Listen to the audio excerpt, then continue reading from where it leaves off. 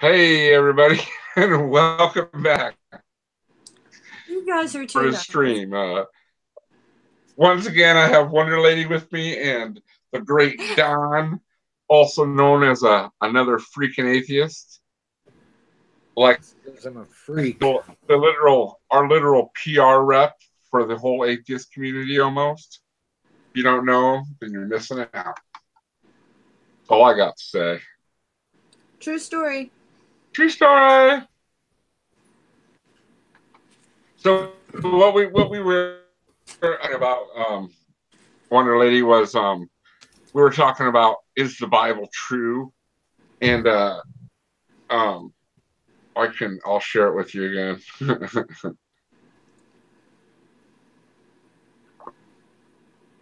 Okay. So how's everybody's by the way, happy Mother's Day to all the mothers out there. Yes, happy Mother's Day, mums. Yes, happy Mother's Day, moms. So we got 6 back in the chat. That's awesome. Yeah, it is. Thank you for bearing with me in my unsavviness with the computer. I did put the. I don't think it was you. I think it was something with my end or something. I don't know. It's hard to tell with technology these days. Yeah, and Hangouts is kind of fickle at times. Yeah. So you never know. Never know with Hangouts. And Jen with one N is a mom. Happy Mother's Day, Jen. Happy Mother's Day, Jen. And oh yes, is beige?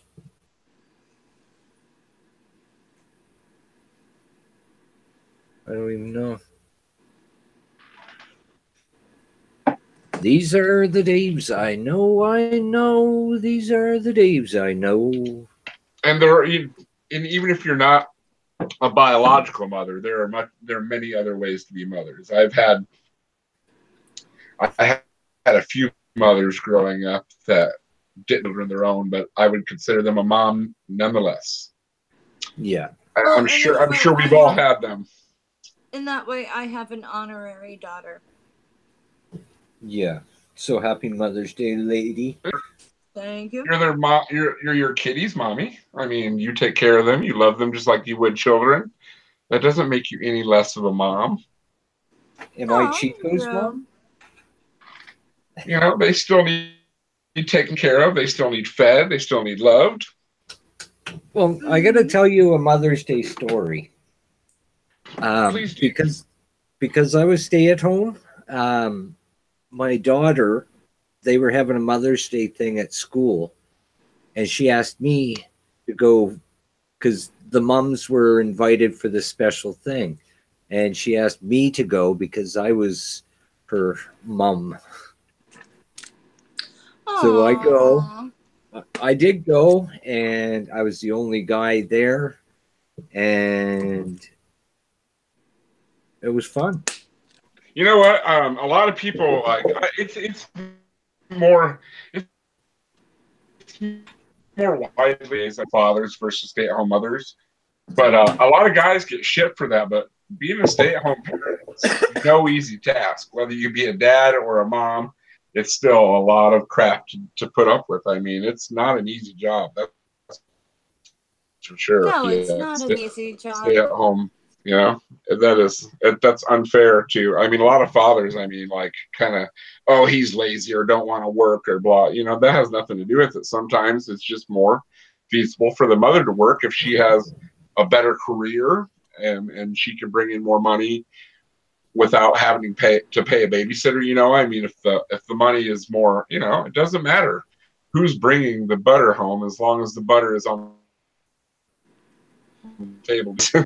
That's the important part, right?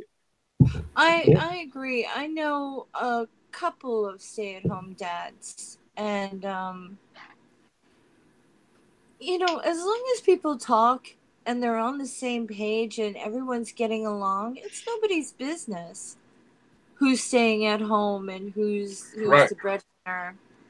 Yeah, I exactly. And mean, you know, I'll go ahead. yeah. I'll finish when Oh no, I was just gonna say you're to done. insist that I, women are better with children is ridiculous.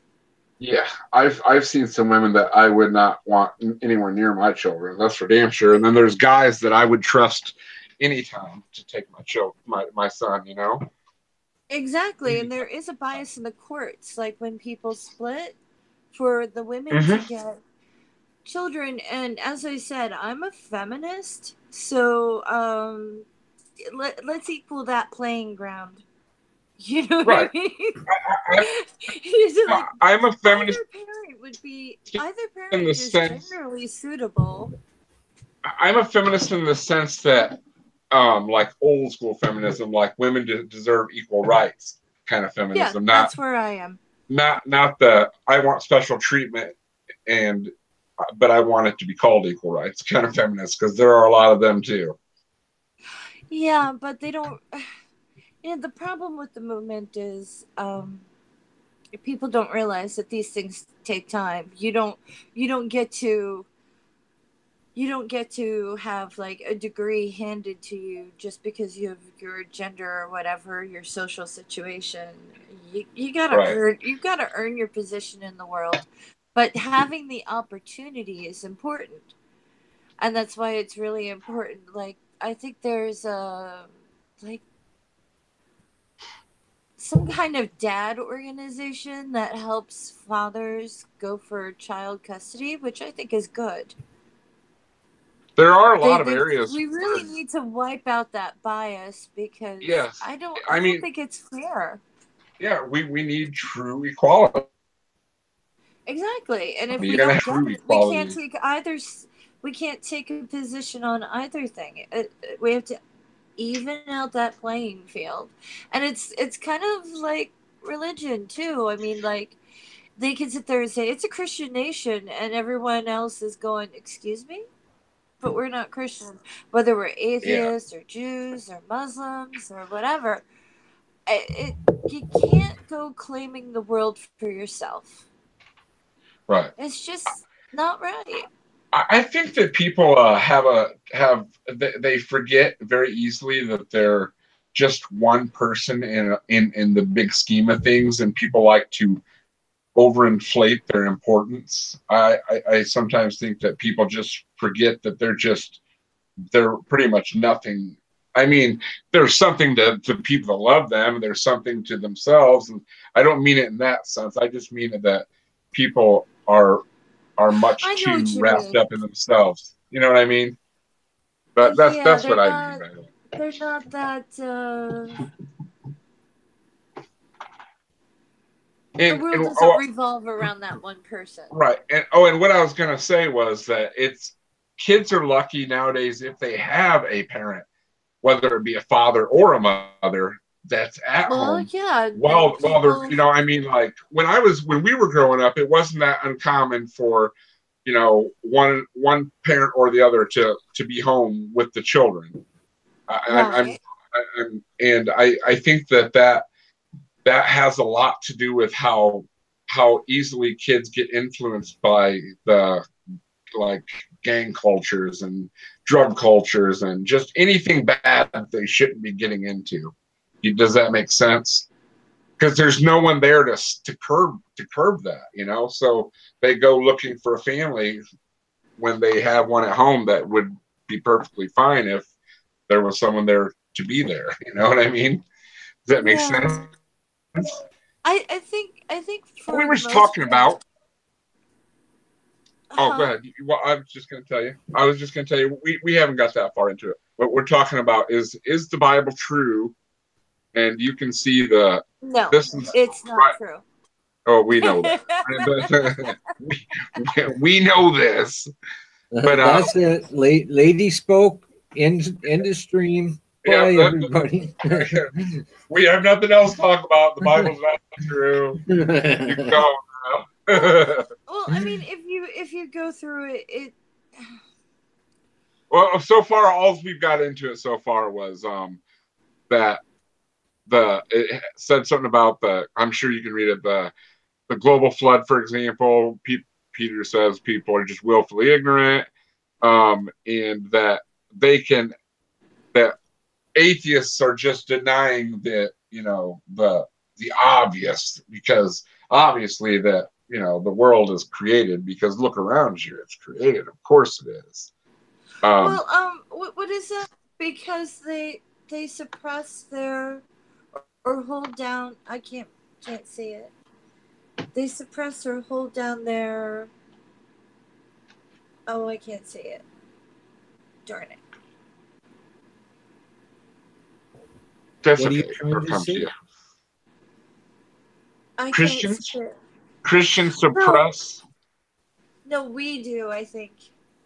Oh, they're saying we repress the innate knowing that God is real. How they say that God is written on every man's heart, and we can feel it from the time we're babies. Bullshit, man. If you were born, you earned. If you're born and no one ever tells you a fucking thing about God, no, I'm not even the Christian God, any God, whether it be Shiva or Krishna or whoever it may be. If you're raised in a totally secular manner without any kind of outside influence, which is very hard to do, mind you. I mean, God is all around you. No matter what, you're going to hear about God growing up. Oh, I yeah. mean, you'd have to grow up on a desert island with just your parents to never hear about God. I mean, if that's what no, when you're talking about that, you look at other things through history. Take dragons, for example. We know they're a fictional thing, right? We know dragons are not real, and yet there's writings about them throughout most of ancient history, right? Right. How is that any different than gods? Dragons were made up, and it went through all of culture, and gods could have been the exact same thing. No different than modern day where we talk about aliens. I mean, nobody's actually seen an alien, right? That has been proven anyway.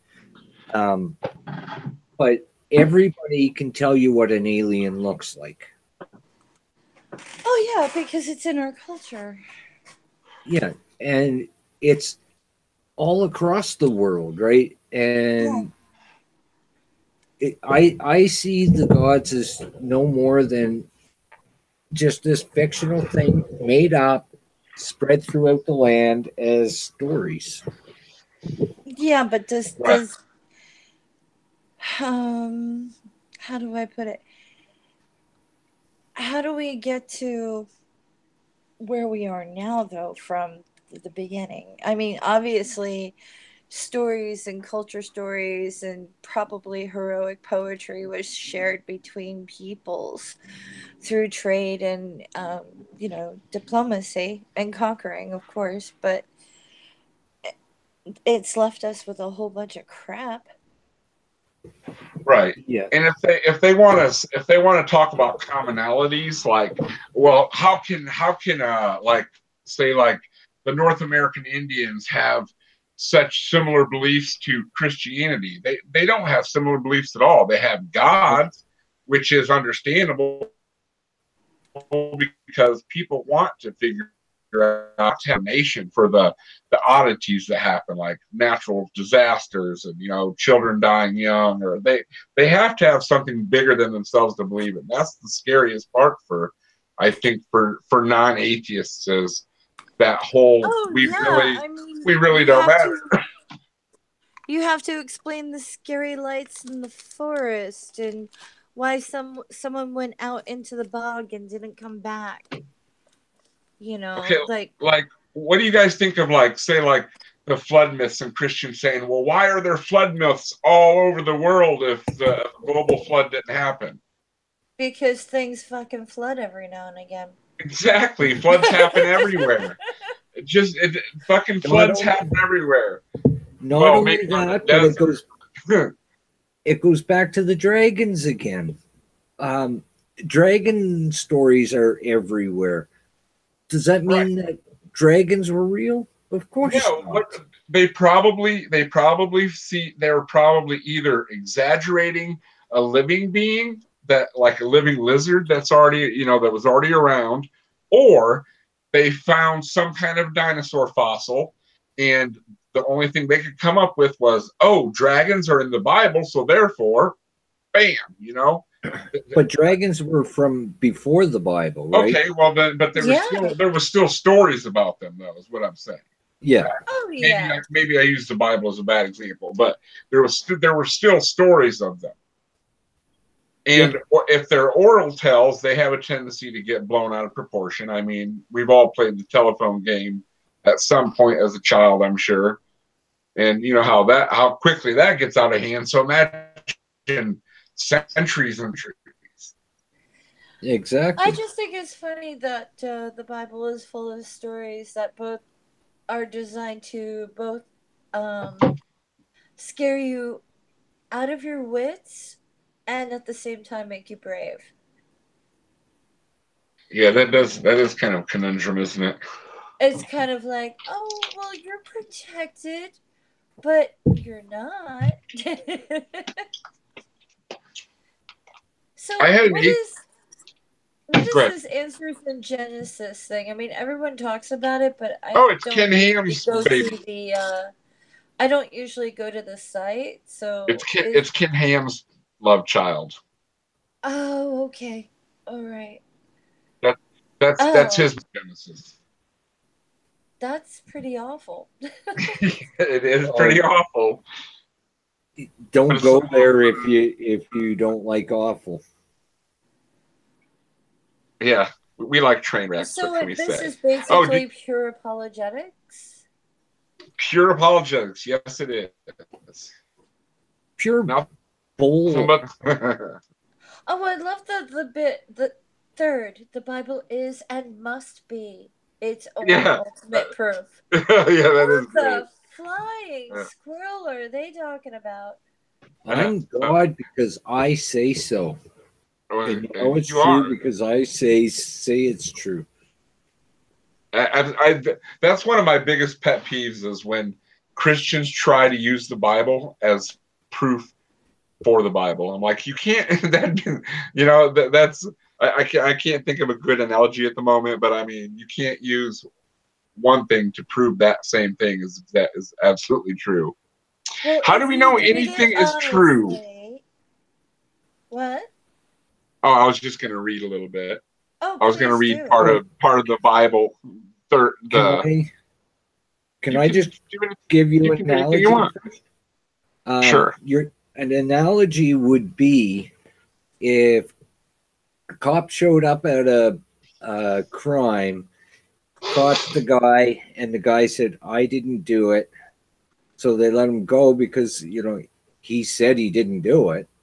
Okay, yeah, that would be a good analogy. Yeah, I didn't do it because I said I didn't do it, so that means it's true, right? Exactly. Right. Mm-hmm. Okay, how do we know anything is true? Even though lots of other evidences confirm the Bible, I'd like to know what them are.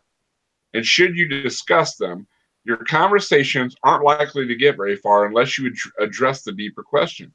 How do you know anything is true? When debating ultimate questions, everyone must eventually appeal to an ultimate standard. We can't keep appealing to a higher and higher standard because the stairs must end somewhere. Oh, God. Even logicians recognize this problem. Every philosophical system must start with presuppositions, starting points, or assumptions that cannot be proven from anything more basic, but are accepted upfront as foundation for all subsequent reasonings. The Bible claims to this ultimate standard of truth, the word given by the Almighty Creator God. C2 claims of divine authorship, page 56 and 57. I'm not sure where that's at, but most people point to one of three statements: their own personal opinion, public consensus, or great moral literature. But that is not an option if the Bible is true. An appeal to any other standards, such as opinions of people, automatically mean you reject the Bible as your ultimate standard. Don't miss the point. It's worth repeating. Once you point this out, most people will recognize the problem. I don't recognize the problem at all. I don't recognize the problem as they think. I don't understand how they seem to think that the Bible. Someone else start, because this is just going to make me crazy. Yeah. How about Wonder Lady jump in here? About using the Bible for its own proof? Sure, yeah, that's what we're talking about. I was just caught up in the language. I noticed that it's kind of a little word salady. They're using words that I don't associate with how do I put it? They're using words that I don't think is in the lexicon for the average American. When I was taking a journalism class, they said don't write over a fourth grade level. So words like presupposition, which I can't say because of my speech impediment, shows up as like a red flag thing. It sounds fancy. So of course they're going to like that. And compared to atheist writing, where we say things like fallacies and straw man and things like that, it doesn't sound as judgy as our writing. So I give them a pass on the good lube for the fucking that they're trying to give us. The problem with presuppositions is you're going in with a preconceived notion already in mind. So you're going in already. You read the Bible. It's saying, if to prove the Bible is right, that means you have to go in already believing that the Bible is right for the Bible to be proof in the first place. That's right. The problem with presuppositions. And yes, people do. I mean, if they're talking about in the scientific sense, yes, we sort of do start with a presuppositional foundation, I suppose. First, we form a hypothesis, but then once we test that hypothesis and it doesn't work, then we throw it away. We don't just keep saying, "Oh well, I thought of this. That's what I think is true. So bam, it's true." It doesn't work that way. They're trying to equate that they're just as scientific in their approach as a non or a non-believer would be. They're trying to up the vocabulary so that they can seem to compete with the more technical writing of, say, an atheist, but at the same time they're still relying on what would be word salad to the average reader. They're dropping they're dropping in vocabulary, but they're also being very careful. Yeah, they're trying to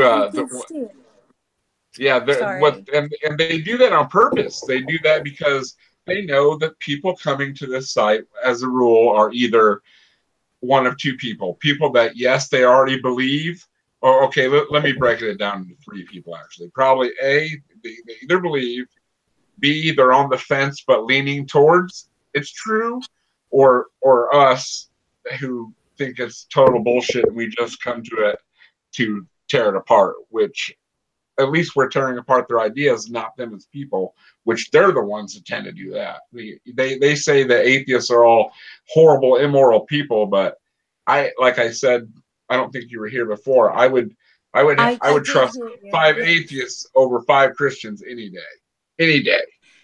Well, what gets me is if we just want to sin and therefore we're turning away from faith, right? Well, like we're deciding that we're going to be disobedient and I don't want to go by the rules, or this is what they accuse us of. What I think is funny is they're the ones who are saved, so they've got a free ticket to sin. Well, it depends on the denomination. It depends on the denomination. It's like, I've got my God armor on. That way I can be an asshole to you in traffic. I can go into your store and I can abuse the cashier. I can do and say I can judge my neighbor because Jesus loves me the most, and yeah, He loves yeah. me more than That's you. the way. That's the way I look at it when they start saying the whole like, "Oh, you just want to sin." It's like, no. I think if you're accusing me of that, that's exactly what you want.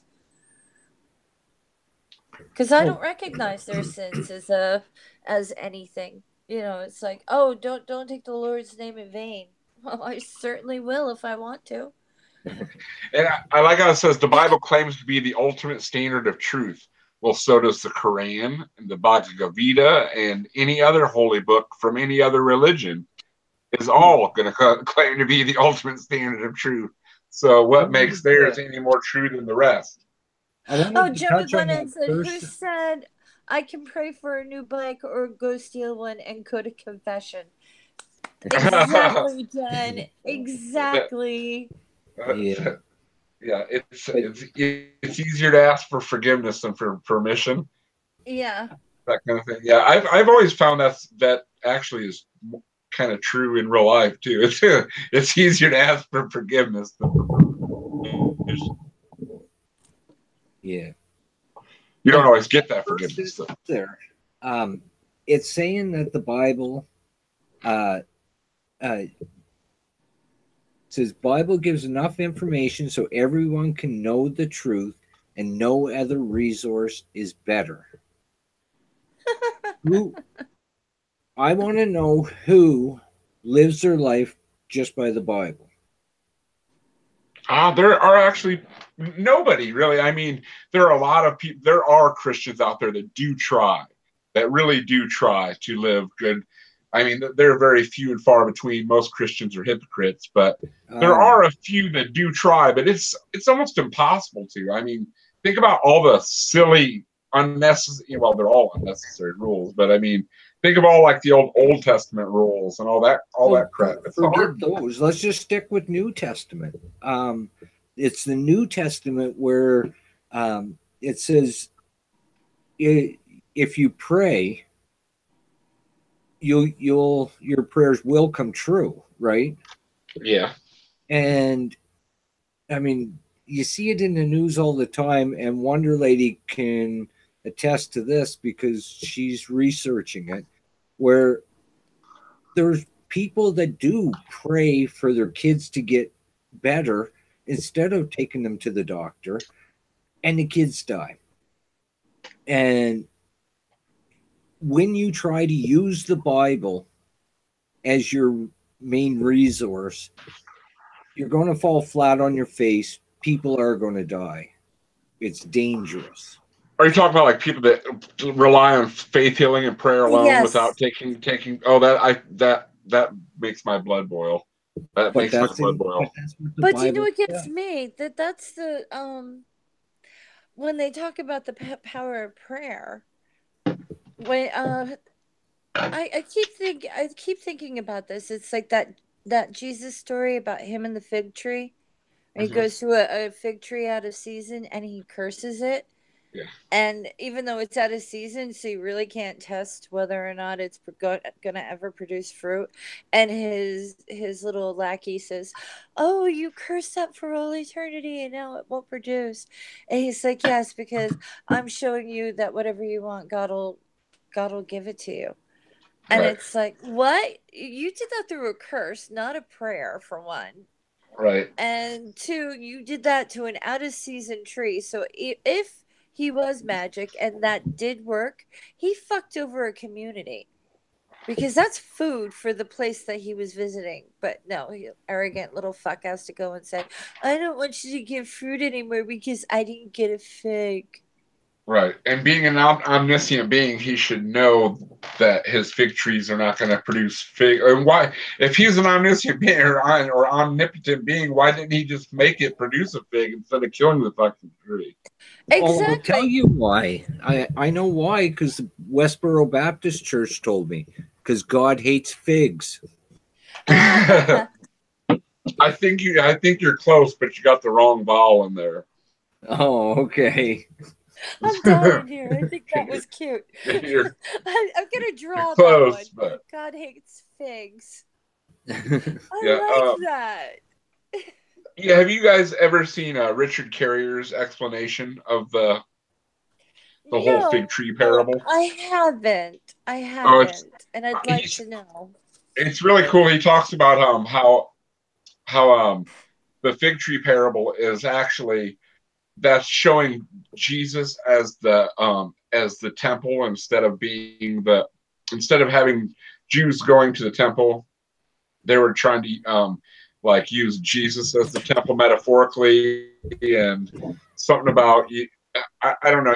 He can explain it better than I can, but if you get a chance, just look up Richard Carrier. Look up Richard Carrier. Period. If you've never checked him out, That kind of makes please check sense. him out. Yeah, because a lot of what Jesus said was basically against the temple, and if you read it in a certain mindset, you can see that the agnostic Christians, the ones that believed in a personal savior, instead of having to go to church and blah blah blah. They seem to have had it right about a lot of things if you believe the stories. Right. Well, I don't know if he's right about it, but like, are you familiar with Arthurian legend? Yeah. I mean, for the most Okay. part. I mean, I don't know all Well, of it, but I know a lot of it. there's two dragons in the story. And I think one represents Wales because they have a dragon on their fucking stuff. The oldest records show that a dragon used to be used to symbolize Wales, and I don't know, I can't remember what the other one was. But I mean, a lot of old writing uses symbolicism like that to sort of like brush it over. It's like Yeah. everyone knows that if I talk about the mango, everyone knows I'm talking about Trump. You know what I mean? Like, Yeah. some things I think get lost in meaning, but I mean, I can kind of see his point. Oh, okay. Yeah, Jen just backed me up with the dragon thing. No, but I mean, like, how do you take take the Bible and use it to verify the Bible when atheists use reading the Bible cover to cover to give up religion? For those of us who were religious to begin with. Well, Right. the big thing is you have to, if you're looking for what is true in the world, then if you read the Bible, you will reject Christianity. If you are looking for a spiritual guidance and read the Bible, you will find all these little golden nuggets throughout the Bible that touch your heart and give you that spiritual feeling. Yep. Ew. It's an emotional reaction. It has nothing to do with anything divine. It's if you're in a time of trouble and if you're looking for something to make you feel better when you're down and out, then I'm sure it will make you feel better. I mean, we were talking about that before. It's like a psychological pareidolia almost instead of a visual. You know what I mean? You look, you shall find. Of course, you're going to find it if you're looking for it. If you want to find it. Yeah, but at the same time, the meek shall inherit the earth. So, Well, then I should get the earth. Yay! get used to your shitty life and hang on to the afterlife, because no matter how fucked you feel right now, you can relax to know that you will be rewarded for being fucked over now. That Right. was a mistranslation, though. it's not the meek will inherit the earth. Because look around, it's the geek will inherit the earth. All right, Oh, we okay. got this. Yeah, it's our Yeah, world. that works for me. I'll take it. I'll take anything at this point. I just, I don't know. I think it's kind of shitty. A lot of things, but I mean, like when you, how do you get to the whole like true thing? Is like if someone's going to make a claim, like I don't know, make a claim. I'm sexy. Okay, well, but I guess in order to determine if that is true, no, but it's like who benefits from that claim? Like if I say, Jesus is the superhero of pink unicorns, and like anyone with the letter A, you can kind of figure that out. And you also have to ask yourself, who is it harmful to? Well, see, what I understand about a lot of the stories of religion is they were wives' tales, right? They were tales told to kids to kind of put a little fear in them so that they didn't do certain things that were harmful. And Like what? um, say the dietary laws of the Old Testament. Okay, fair enough. Because we know that eating shellfish, it has to be handled properly. It has to stay refrigerated and everything. They didn't have fridges back then. So it could become spoiled very fast and make people sick. Yep. So Don't you think that though? And this is kind of a bitchy thing to say, that a lot of things in the Bible are designed with a death penalty in mind so that they can, I don't know, cull the numbers every now and again if people get out of line. Like if your children are disrespectful, you get to take them to the edge of town and stone them to death. Come on. I see it. I think a lot of the Bible was written also with keeping the tribe in control. I mean, if it's especially, I'm surprised coveting is up higher on the list. 'Cause it leads to all the other things. I mean, like if you go and fuck your neighbor's wife, you're going to cause trouble in the tribe. If you go and steal your neighbor's goat, you're going to have trouble in the tribe. If you disrespect your parents, things aren't going to get done. So I mean, all of the rules are pretty much just a way to keep people in line. I mean, I'm sure that I don't know. I'm sure that there were even atheists back in them time that just lived that way because there was no other way to live. You know, I mean, that was their culture. but Does that make like sense? what I was saying about the wives' tales is this I'm talking about stories before the Bible was written. Okay, cool. And the stories of the Bible were more to control the Israelites, like the first books of the Bible. Right. And The it Pentateuch. just went from there. Huh. Huh? Thing is, it it pretty much sucks, the apologetic thing,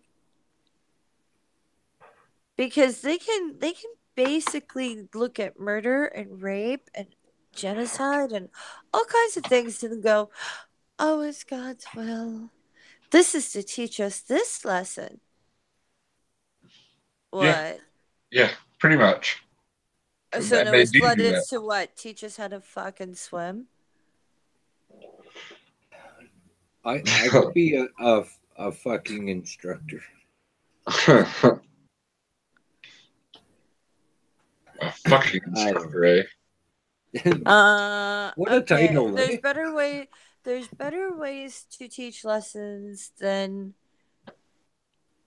um raiding a village and keeping all the virgins for yourselves. Yeah. Oh, I was worried you were gonna give me shit for my fucking instructor. Oh no, I was ignoring that completely. I wonder. Okay. Sorry. I wonder if you guys had to put a percentage on how many Christians, active Christians, people that actually go to church, not just people that claim to be Christian because of tradition, but people that are active churchgoers. How many of them do you think actually have read and and and understood what they're reading in the Bible? I mean, because they gloss over a lot of shit, man. I mean, like they take the stories they don't want. They don't even think about them at all. You know what I mean? What Oh, do you think the percentage of people? I Oh, can actually tell you that because there was you a tell him that, and then I will comment. okay, there was a Baptist church that actually did the research and found that 11%, and they did a number of different churches, not just their own. Right. 11% of the people have read the Bible. 11%. That Of sounds about right.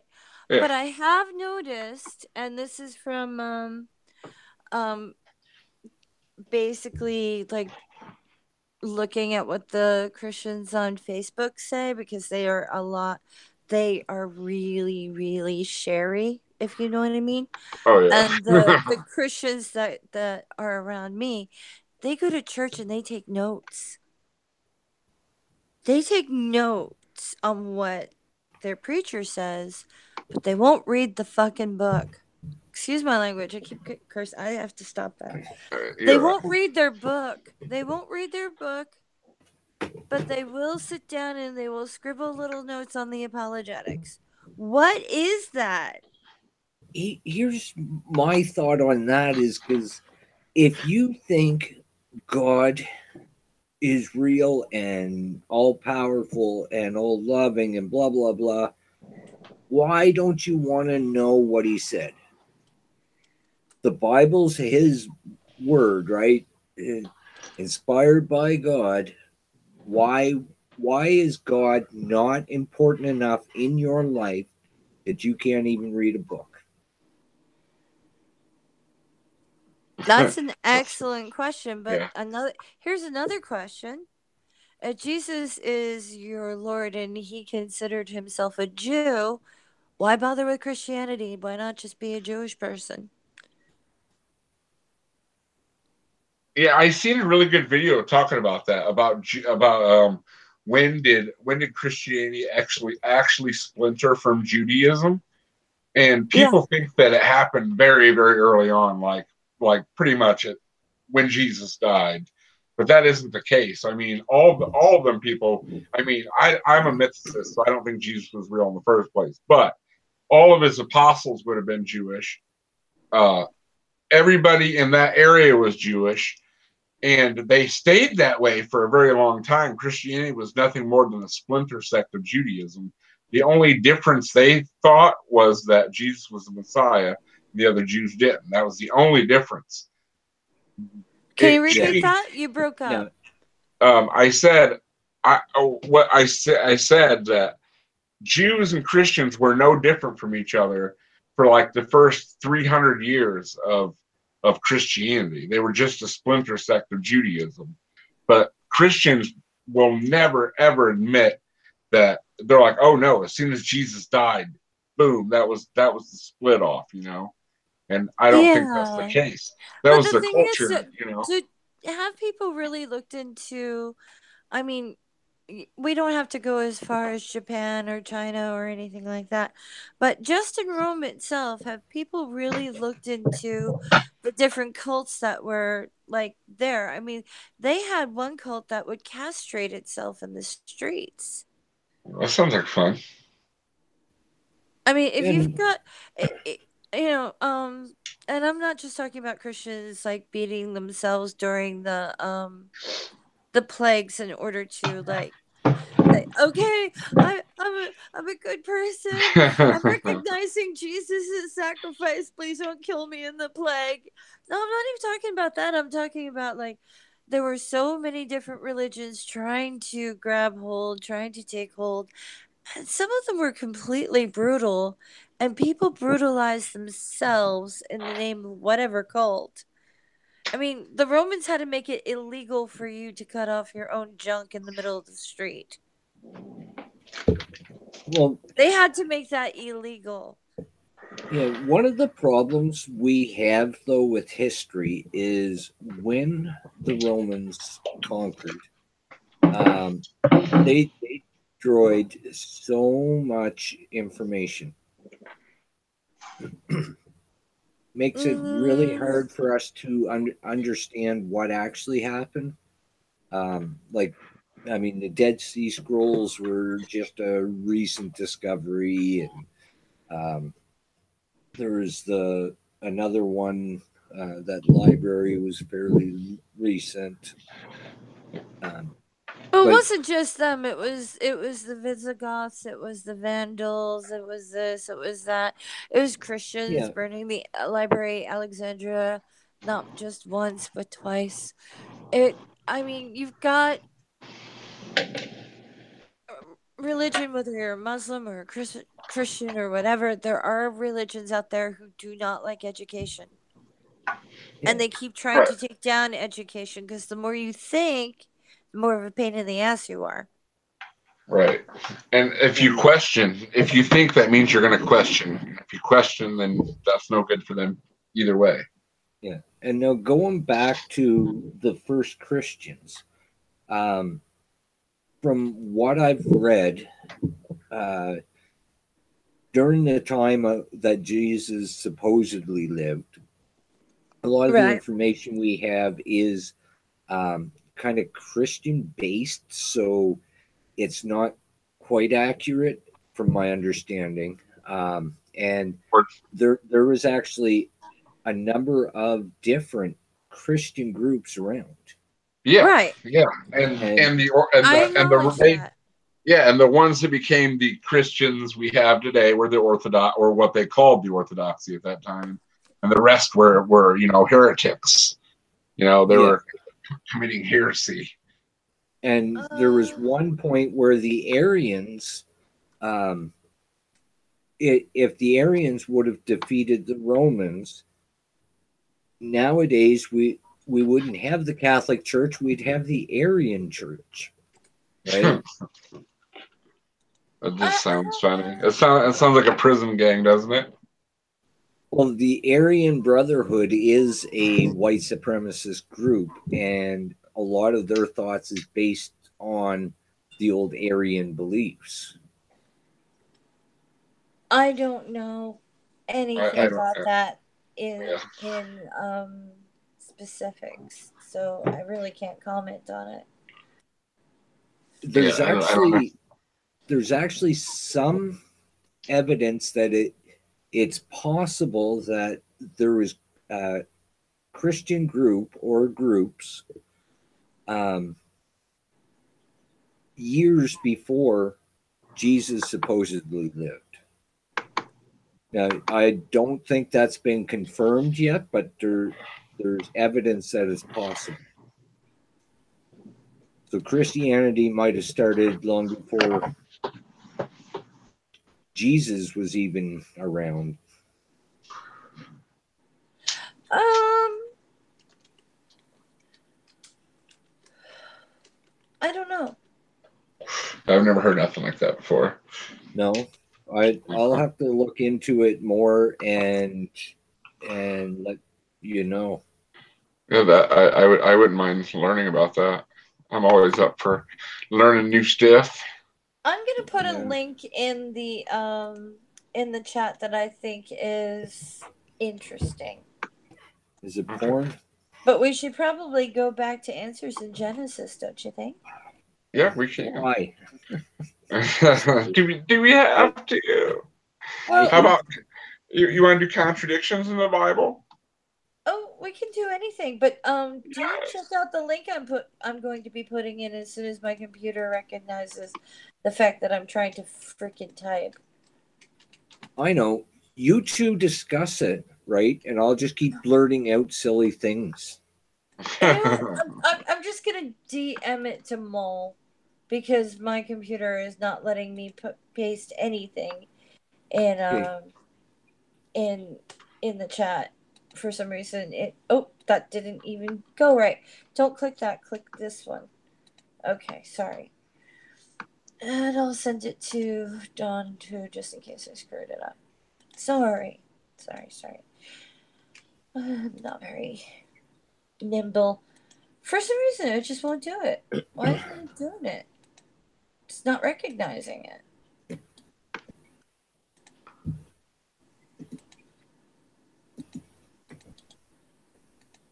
There it goes. Here I go. There. It's in the side chat then? Or did you DM it? Oh, I did the wrong one. Don't click that. I don't know what I just... All right, No, I won't that's the click right it. one. That's the right one. I'm sorry. Click it. Don't click it. I don't know what to do. Oh. No, for some reason, when it's a Christian crime line. A Christian crime line? Yeah. Crime as in CRIME? Crime? Yeah. Where'd you put it at? A little bit of history, a little bit of blood.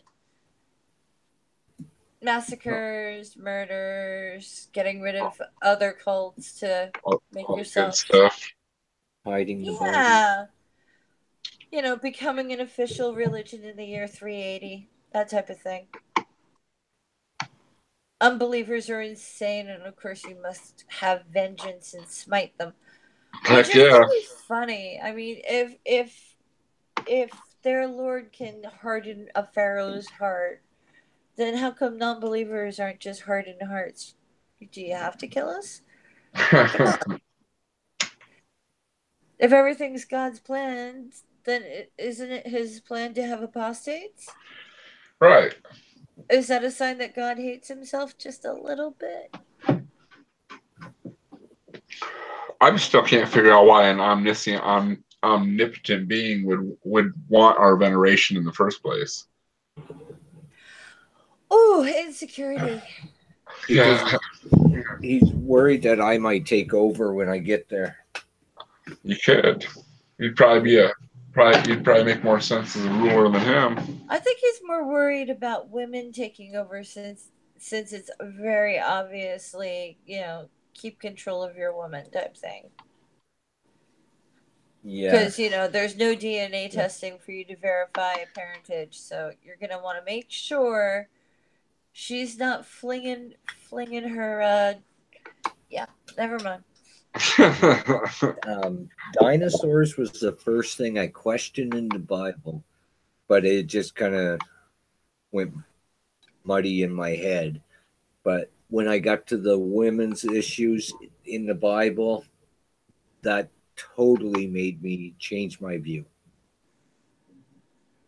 What, the rapey bit? Or the keep your mouth shut bit?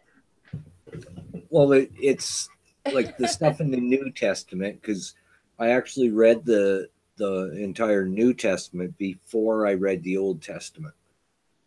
That must have been weird. Well, I knew bits and pieces of the Old Testament, but yeah, I read the New Testament, and the things about the man's the head of the household.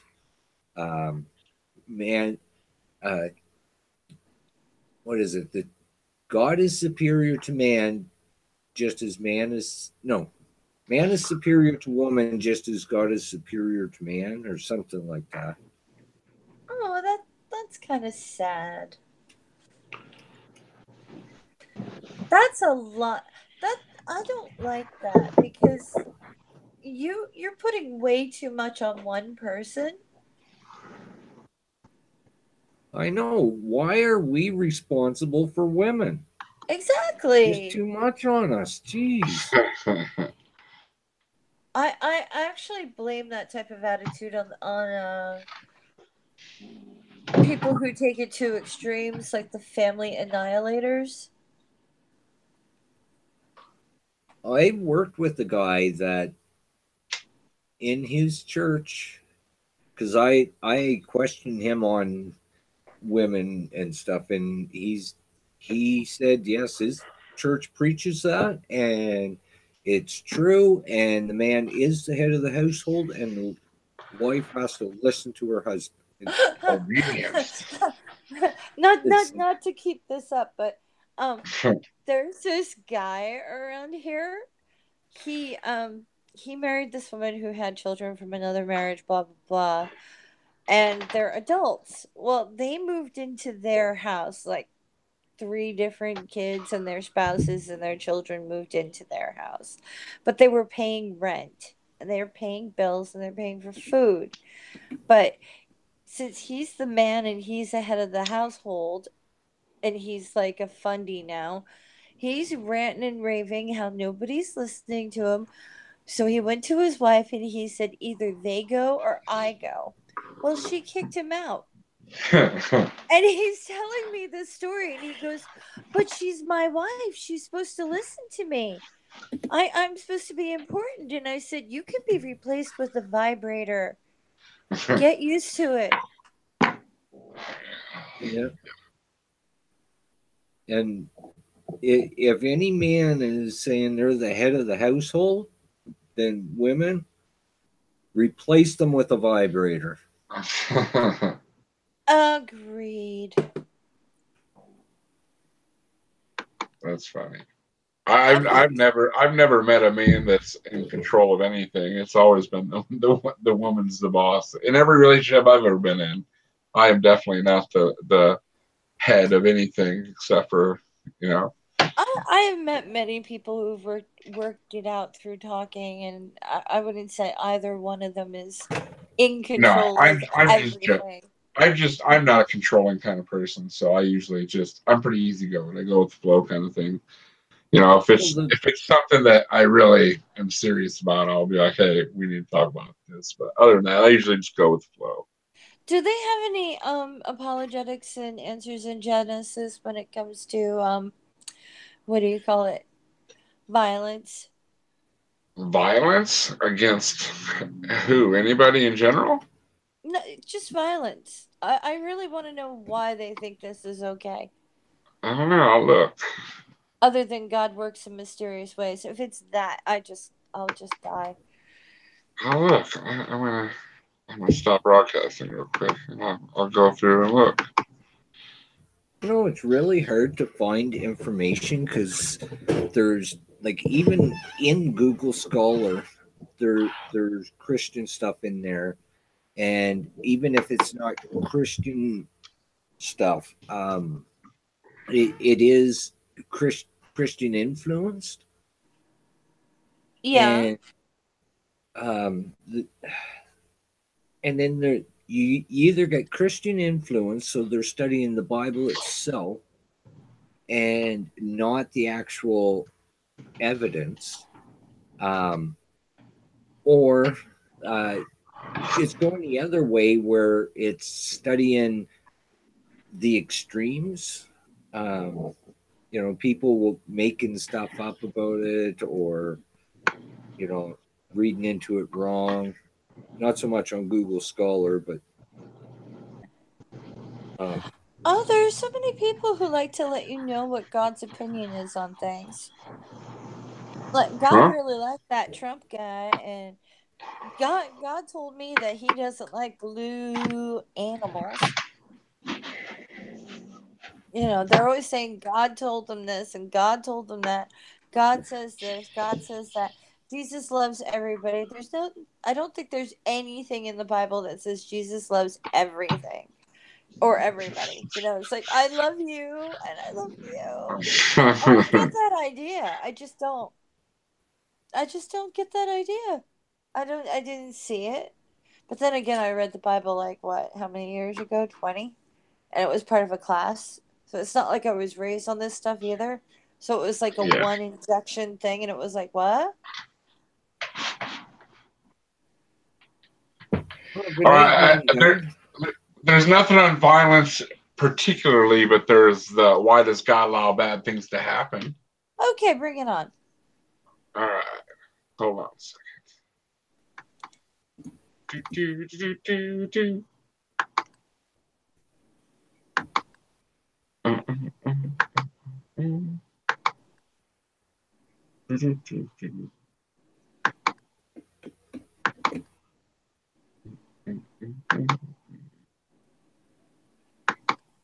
All righty.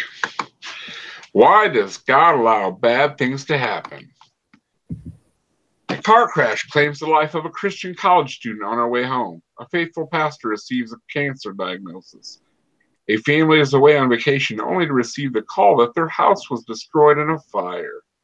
One of the most common questions believers and unbelievers alike ask, why a loving and all-powerful God would allow bad things to happen? When many believers were asked this question, they freeze, not knowing what to say, or they weakly reply, well, we don't know why bad things happen, but we need to trust God. That is a pretty weak reply. Those who start from the right foundation, God's word, have a solid answer. That is based in the history of God's word. But those who do not start with God's word have a difficult time providing a satisfactory answer to this most important and often emotionally charged question. Atheism and the problem of pain.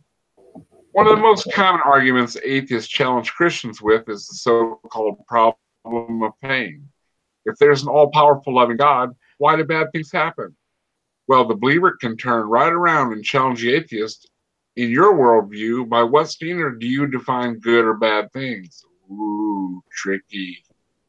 Now, in the evolutionary tale, death is the hero of the plot.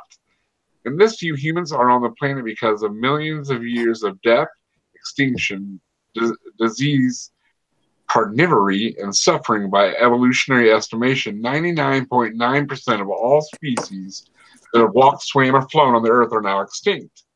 Many of these creatures died in supposed 5 major extinction events, each of which is assumed to have killed at least 3/4 of the species on Earth at a time. Extinction events and extinction in general are thought to have allowed new species to dominate the globe for a time. So in an evolutionary view of life, death and extinction really are responsible for the arrival of mankind. So we should thank death for getting us here. I don't shun death. I'm pretty resigned to the fact that it's going to happen. Evolution supposedly progresses by the death of less fit and the reproduction of the most fit. So if this is the case, why should we help the old, sick, infirm, and disabled? Because your Bible said so. Shouldn't they be eliminated as less fit? After all, a world of evolution. I know, I'm just being a smartass. Oh, I know. I couldn't help myself.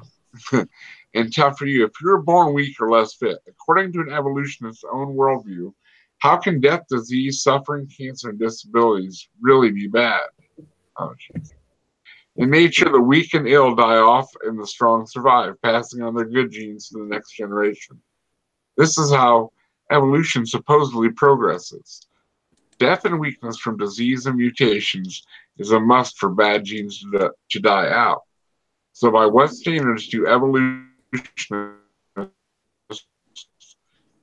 call these standard? Oh, okay. To claim a standard for good and bad, they have to borrow from a different worldview, the biblical one, to define what good and bad even are.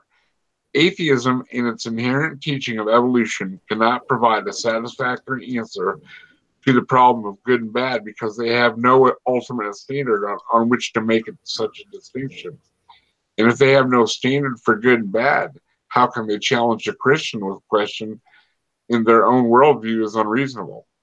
They can only do so by being inconsistent with their own worldview. I'll stop right there for now. I'm sure you guys got some stuff to say about this because I definitely do. You guys can jump in. They really like that Kool-Aid, don't they? Indeed. What? Are they directing these directly at atheists, or are they directing it at their readers in order to get Christians an argument for an atheist? I think that they're just trying to say, they're trying to give Christians a way to argue against, like, why would atheists, why would they even ask something like that when they don't have no they don't have an ultimate authority telling them what's good and bad. They seem to have forgotten that we don't need a book to tell us what's good and what's bad for the well-being of society as a whole. And as go ahead. I was going to say, because I've heard better apologetics about good and evil from a freaking 6-year-old. I like how they're pretty much saying that why would we let our old and infirm and the weak survive if we think that it's best for society to just kill them off? That's a pretty fucked up way of thinking. They pretty much think that if it wasn't, what I have to ask is, if it wasn't for their book telling them supposed good morals, would they just be fucking madmen? I mean, that's the way they act. Like, they expect atheists. I don't recall anything in the book that says respect your elders. In fact, didn't Jesus once say, hate your mother and father? Jesus No, said I'm both. absolutely serious about this. No, he did say that, but it also says to honor thy mother and father too. So which one is it? I think that honor your mother and father are like father and mother God people rather than your biological. I don't know, or maybe even like according to the Bible, it is your biological mother and father. How do you know that?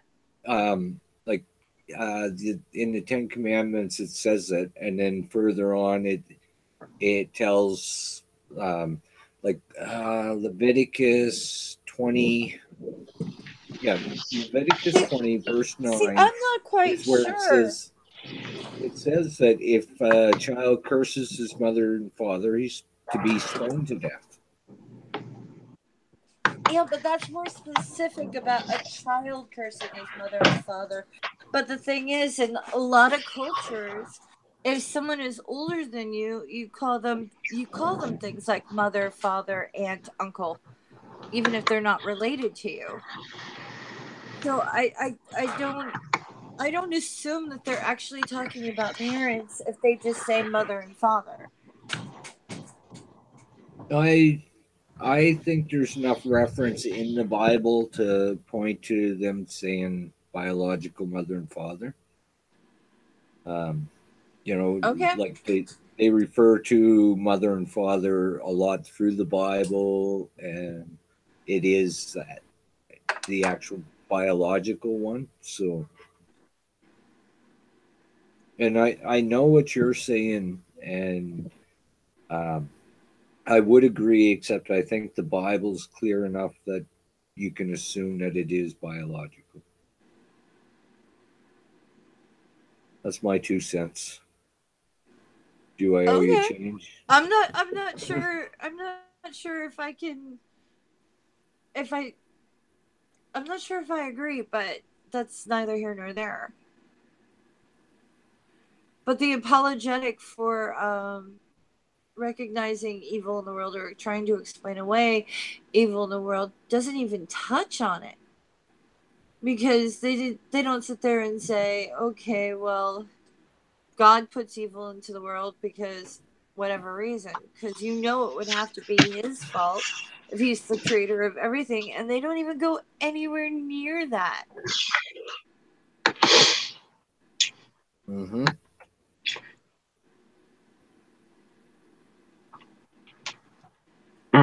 Or do they have an apologetic for God creating, what is it called in it? Satan, the devil? Is there a difference between Satan and the devil? Does anyone know? There's a difference between Satan and Lucifer. What is it? I'm not exactly sure.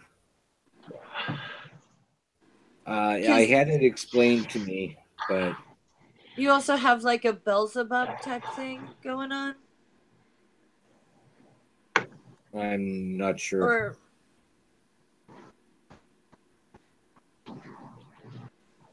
You got to remember that a lot of these stories are borrowed from other stories, so it's only part of the story, and oh, I know that much, they but I try to mean, stitch it together, and it's bullshit. but it's kind of like, are they different levels? Like, because they're different names from different stories or whatever, are they actually something else to a believer? How do the apologetics get around something like that? Like, do they even know who, like, these creatures are? Because when you look at the Bible, Satan or the devil or whatever his name is isn't really doing much. Well, if you look at the book of Job, that's where Satan is hanging out with God and telling God that Job wouldn't follow him if he didn't have all his riches and stuff, and God said, "Oh, yes, he would," and uh, it was The bet, basically, yeah. basically, let's see how crappy we can treat Job and see if he still worships God. And it was Satan and God hanging out like buddies. It's the weirdest thing. But Satan's supposed to be this evil creature. Satan wasn't originally. I mean, he was originally like God's prosecutor, pretty much. Like that was his job. He was the prosecutor. I But guess he was, the best way but to he was, put it. He was never. I don't think he was ever meant to be evil in the Bible at all. I think that came about later on, like maybe in the maybe I don't know, like the 10th or 11th century is when Satan became, like how we think of him as today. really, that's interesting. Yeah.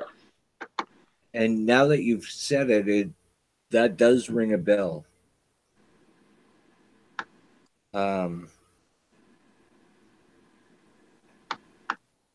So that's the way I take it anyway. That was Council of Nicene, right?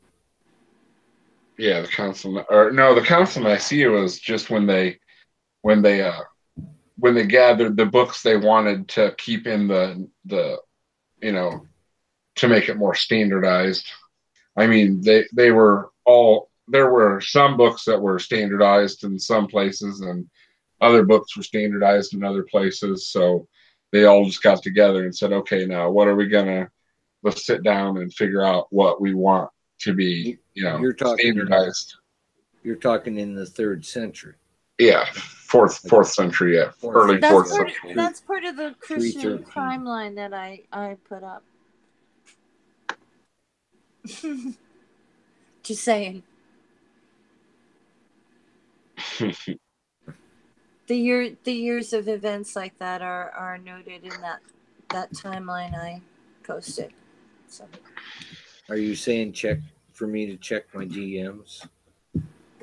No, you don't have to. You don't have to.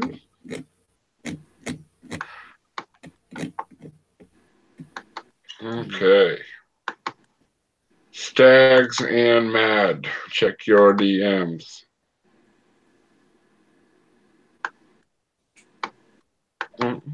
Stags. He kept us up late last night. He's evil. He's evil. Reese says 70% of the prison population is Christian. Written on your heart, my ass. And then the probably like 25% is Muslim. Right. Atheists make up 0.2%. up what? How many percent? 0.2. 0.2. Wow. Yeah. There we are is totally underrepresented. Well, we can stay that way because I don't plan on committing any crimes to go to go there and equal it out. Yeah. Some other atheists can sign up for that one. actually I have What? signed up for that one. Oh, okay. One of the sources that I've been using, I'm gonna put it in the chat. And I'd like to know y'all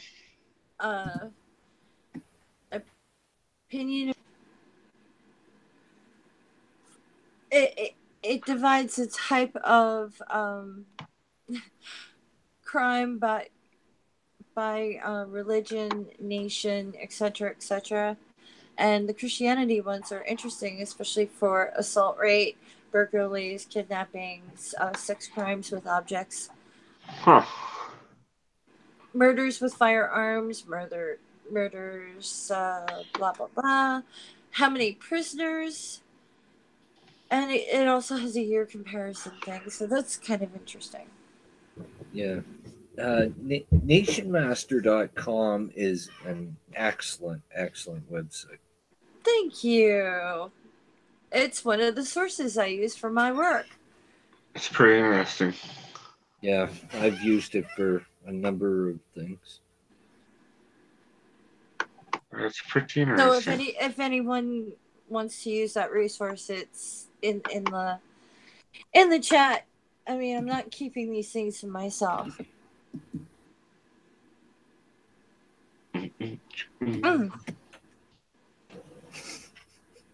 Are you in a singing mood today, or what? I hum to myself when I'm reading. Sometimes I apologize. No, it's fine. I I don't do apologize. It's cute. Oh, thanks. Ooh.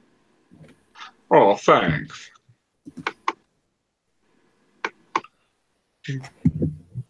I'm gonna screen share this because I think it's interesting. Hi, Matt. Okay. Hey, Matt. Hi, Matt. Have you guys ever met the mad libertarian here? I have seen and heard him. And I keep trying to figure out which anime his avatar is from, and I think it's Steve Grayman. No, I think he had that drawn. Yeah, Really? if Max Bear drew that for. So if he stole that from something, I want my money back. I think it's Steve Grayman. Wouldn't borrowed be a better term to use, sir? Borrowed. Inspired from? Yeah, inspired by, yeah. What do you think of the earliest known picture of Jesus? Yeah. That looks like Aunt Jemima. I mean, what? Sorry. It does sort of look like Aunt Jemima. It looks like a failed finger painting. We're talking like a macaroni thing. We're kind of looks like a woman. 1,700-year-old picture. It kind of looks like a woman, don't it? Jesus was a woman. Confirmed. Yeah. We have the oldest. No, God is Alanis Morissette, and that's cool. I'm good with that. Yeah. But no, you guys, the difference is the Lucifer figure from the Torah, he was more adversary. Like, that's what Lucifer actually translated into, was adversary. And he more put mankind on trial for God. But the Christians, when they created the New Testament, they totally changed the Lucifer figure into Satan and made him the king of the damned, like Hades. And they kind of really switched up his role. So they kind of rolled a bunch of different characters into one. Exactly. That's how I would explain it too, Mo. That's a good analogy. I thought Lucy had defied God, not put man on trial. I thought he put God on trial. I don't remember what passage it was, but it's where what's his fucking name is getting his kids killed. He gets the pox, everything else, right? And it's the devil doing it because he had a bet with God. I mean, Job. That is the Lucifer from the Torah. He's working with God directly. They had a bet going. It was kind of a fucked up story, actually. Yeah, but like how Lucifer turned into Lucifer when he was, I think, an angel that was one of God's favorites, and then they had a fight, broke up.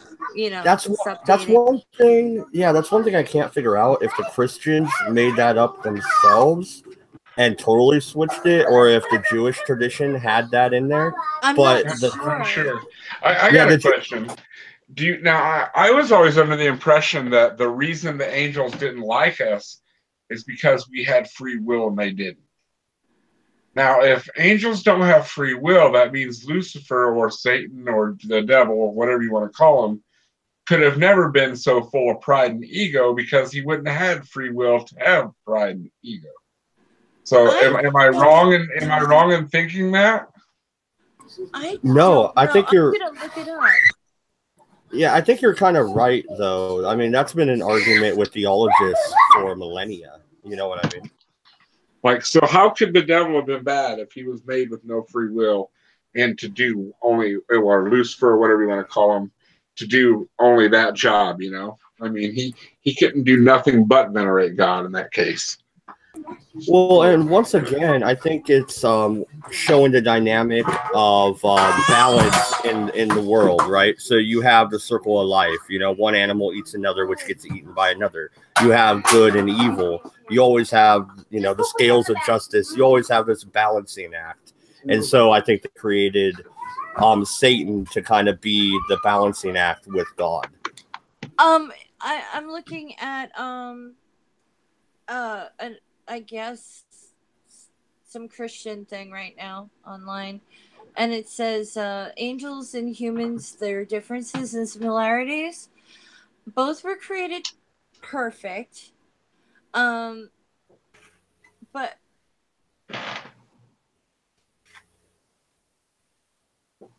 oh, that must have been an accident. She was in the middle of a sentence. Yeah. But the thing too is when Satan was cast out of heaven, a third of the angels were cast out as well, right? So yeah, if angels don't have free will, that is messed up. God's just an evil dick for sure. Right. But I always thought that was like, I don't know if I could have it had something to do with free will because, like God, why did or and souls too, because we have souls and they don't. That was another thing too. They have souls, or we have souls. They do not. Okay. I just did a quick Google search. Satan was being thrown out of heaven was in Revelation 12:7 to 12:12. So we are talking about the Christian tradition, not the Torah or the Judea tradition.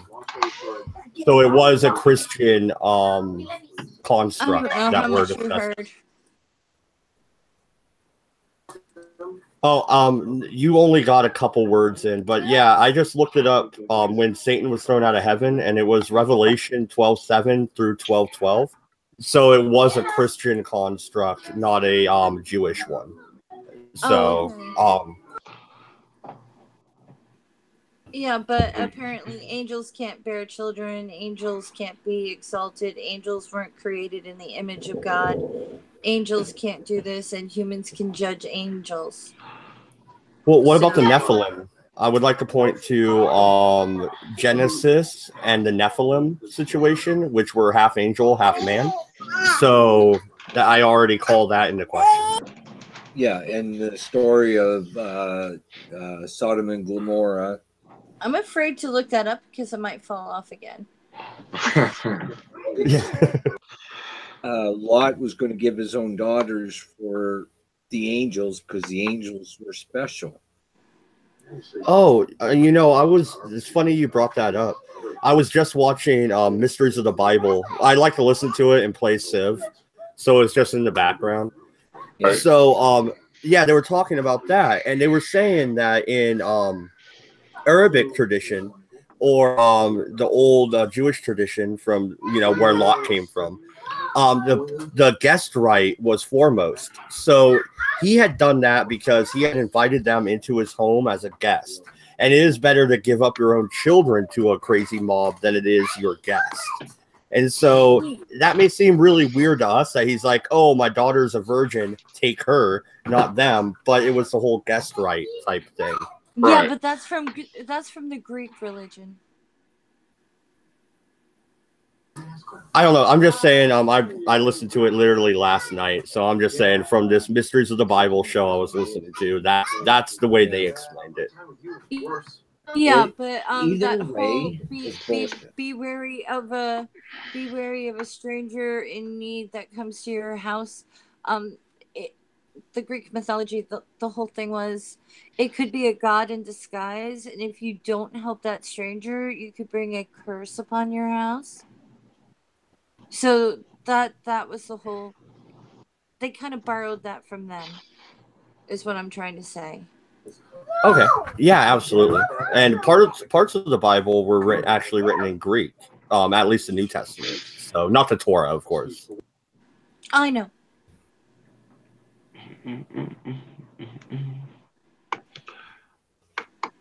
So, Mole, did you call your mother today, or were you a bad mole? Well, I tried to call her, but she's been dead for 10 years, so she didn't answer. Ouch, that made me feel bad. Sorry. You could have told me that before. You could have wrote that in the side chat and been like, dick. I didn't mean to make her feel bad. I did yell at her, though. She didn't answer, though. Well, did you use the Ouija board I sent you? I mean, come on. That's what that's for. I can't believe in Ouija boards. That's woo. I believe in Ouija boards. They're a real thing. They don't work. They don't. Okay, that's I guess that's a better way to put it.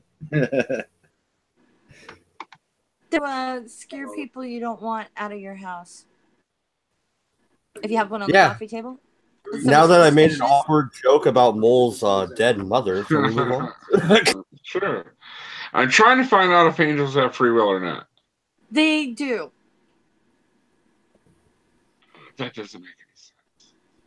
Well, once again, I would point to the Nephilim and Sodom and Gomorrah and the flood story and all that as to the angels at least did have free will. Maybe God changed that after that whole debacle. You know what I mean?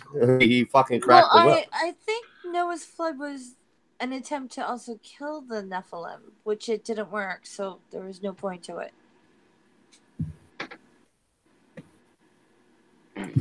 Yeah, I know you're right with that was part of the reason of the flood was to kill the Nephilim, the giants of the earth, they call them, yeah. But Mo, a good search topic would be the differences between humans and angels.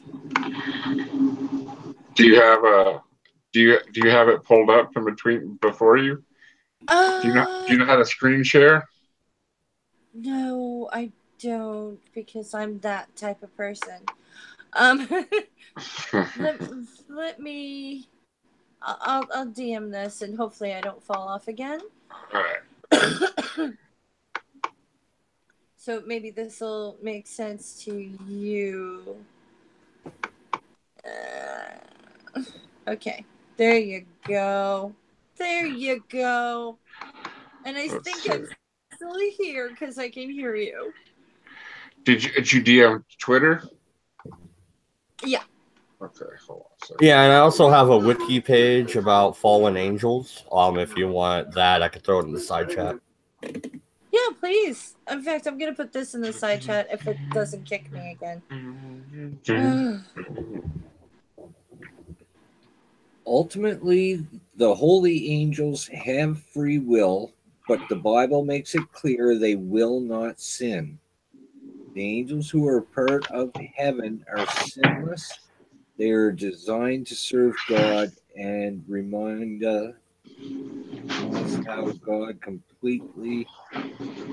is completely worthy of praise.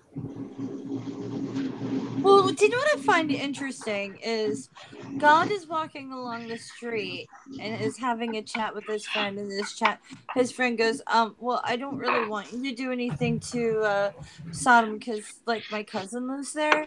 And he's like, "Oh, well, maybe I should just go and check it out." And the next type of passage, like a couple of lines down the line, is like it's two angels and not God that's actually checking things out, even though he's supposed to be all powerful. Well, And the way it's no, written, it sounds like he's more of a tribal leader or a wandering person or a philosopher, because he's walking down the street with this dude, and then they stop and they eat dinner in a tent. Like, well, God's you miss a hanging out really eating key dinner. you miss a really key part though, and you just kind of skip forward of it. So, God is talking to that guy, and he says, "Well, if I could I think find it's Abraham. if I could find 50 good people in Sodom, will you let them live?" God says, "Yeah, I will. I will not kill Sodom if you can find 50 good people." And he's like, "Well, how about 10? Would you kill Sodom if there was 10 righteous people?" And God goes, "No, okay, I'll lower it to 10." So this human is actually debating and making a compromise with God. Well, And Moses yeah, does that it's really too. interesting. Not to mention God's omniscient, so he should already know the answer to these questions he's being asked. But Moses Yeah. does that too. In fact, didn't God try to kill Moses because Moses didn't get circumcised and God was pissed off? So they had a I don't fight. remember that. Well, that's It's in fucked. there. Yeah. That is kind of fucked. It's in I must there. have He skipped doesn't past just the penis cutting part. no. It's Are in you there, thinking and then Moses loses. No, it's not Moses. Moses Abraham? pissed him off, so God actually tries to kill him, and that doesn't work. That just doesn't work, and it was all because Moses didn't get circumcised, and they had a fight. Should have went and And got then, circumcised. what do you call it? The other physical altercation in there is God having a wrestling match with Jacob. Yeah. And Jacob held him off all night until dawn, too. So he must have been a pretty bad motherfucker, you know? To fight with God and all. Yeah. Well, wasn't it Abraham though that God was going to kill, and then his I thought it wife was Moses. cut off the end of the kid's dick, and that's what saved him. I think that was Moses, not Abraham. Maybe. Regardless of who it is, God has some pretty weird fucking kinks. Well, And he can't win a fight. and And he can't win a physical where's- fight. He's supposed to be all powerful, the creator of everything, blah blah blah, controller of this, the giver of good grades to desperate college students everywhere who know how to drop to their knees and pray, but he can't win a fight, he can't wrestle. Yeah, it's bullshit. But it's the ever evolving God, and that's one of the tells that God is fictional. Starts out as the volcano god and evolves into the wind god and evolves and it starts with there were multiple gods, but he wanted to be the only one people worshipped. Well, the only one the Israelites worshipped. And then it just evolved into there's only one God. Yeah, there's only one God that you're allowed to name, basically. And there you go, Christians. Evolution's real. Sorry. I Had to shout that out for some reason. Straight cis male. I'm talking about male circumcision. I'm not talking about female genital mutilation. Who's but aren't they both in religious contexts kind of the same thing? I have no idea. I don't even know why people bother doing that. Yeah, from my understanding, the male circumcision is a religious thing. The female mutilation is more of a behavioral cultural modification. Thing. Yeah, it's a cultural thing based on the religion. Does that make sense? No. Well, yeah, kind of. In the Quran, it doesn't necessarily say you have to do it like it does in the Torah for men, but they kind of have grown to have this custom. I kind of understand, like Sharia law. Very fond of it, yes. And like with the female genital mutilation, even though it's most prevalent in Islamic countries, it's not strictly Islamic. It's in that region, like Northern Africa, countries that are mainly Christian still have a huge problem with female genital mutilation. And I have absolutely positively, yeah. Yeah, it makes absolutely no sense to me why anyone would torture another human being like that. No. Whether it's male or female circumcision, just don't cut people. Yeah, because it's not nice. Yeah, in both Christianity and in Islam, women are kind of property. Plus, women are not supposed to enjoy sex. And that's the main reason why they mutilate genitals, is to make it so they're not able to enjoy it. I have no idea why people even bother with circumcision at all. It doesn't make any sense to me. But the Bible says... But the Bible says you must torture your children. Bible says to stone your children to death. I've got to go kill my kids. No, but I mean, like, they read the story of, say, I think it was Abraham. God says, "Oh, take your kid up onto this, top of the mountain and kill him." And so, Abraham goes and he's walking his kid up and he's like, "Where's the lamb for the sacrifices?" Like, God already provided that. He gets up there. He gets up there and it's like, he's going to go kill his kid and an angel stops him. God doesn't stop him. God tells him to go do it, but an angel telling him to stop is enough.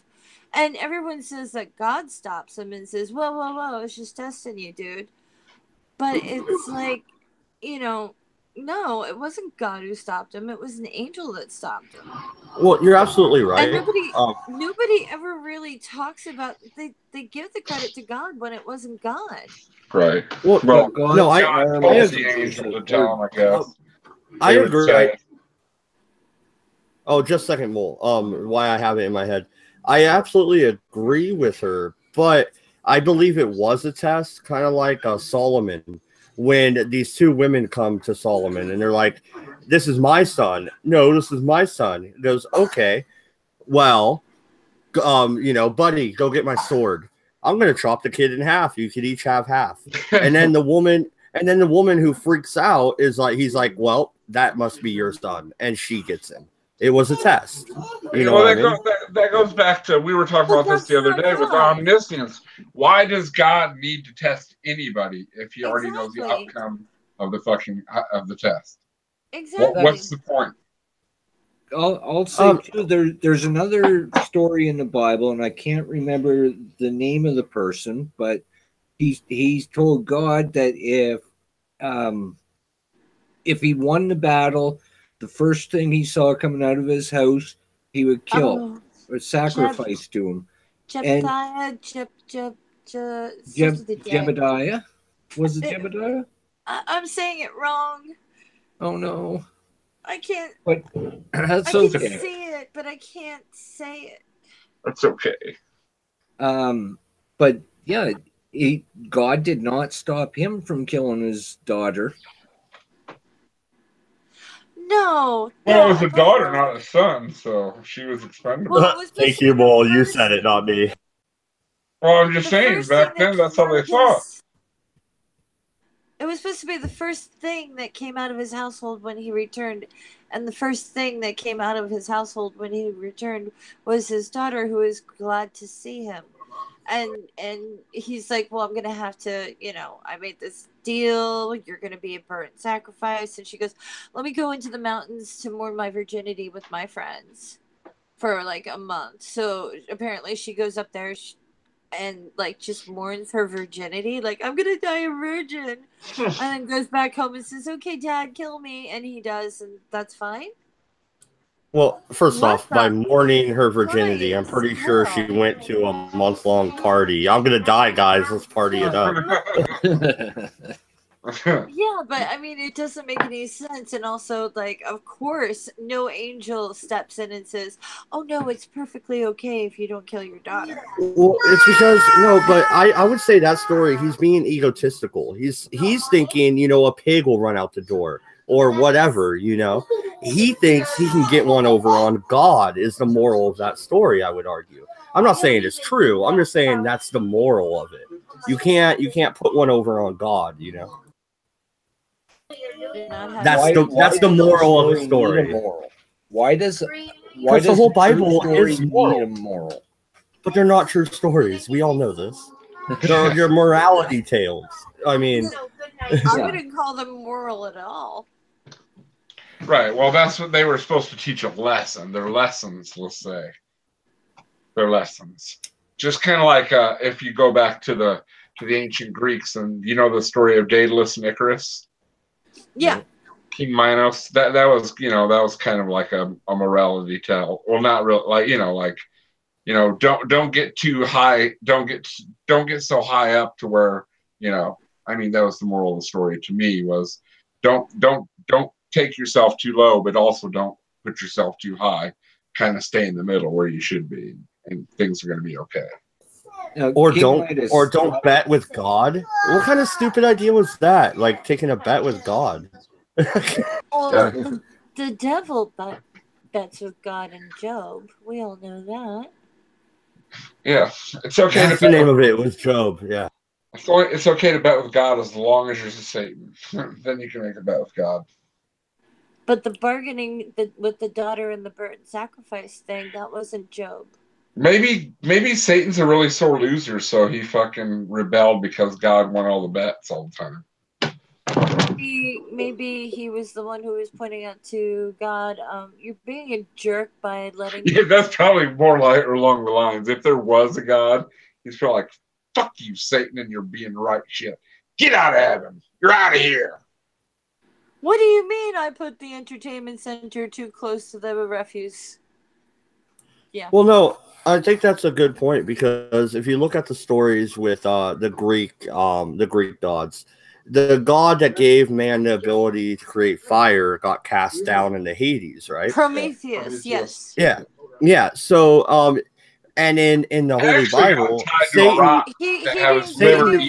but Satan becomes a snake. He was chained to a rock, and the vultures would eat his entrails every day. But as a parallel, Lucifer, the serpent, tempts Eve into eating the apple of knowledge, which would be the knowledge of fire as well. I think it's a direct parallel. They're borrowing these stories. It's not because we don't know that the serpent is actually Lucifer. There are some people who think the serpent is actually Lilith. Oh, Adam's first wife that no one ever hears about except for one little mention in the Bible. Oh, you know what's so stupid about that story? And it's not in the Bible. What? What makes it... Yeah, the stupidest part about the Lilith story. You know why Adam didn't like her and wanted Eve created?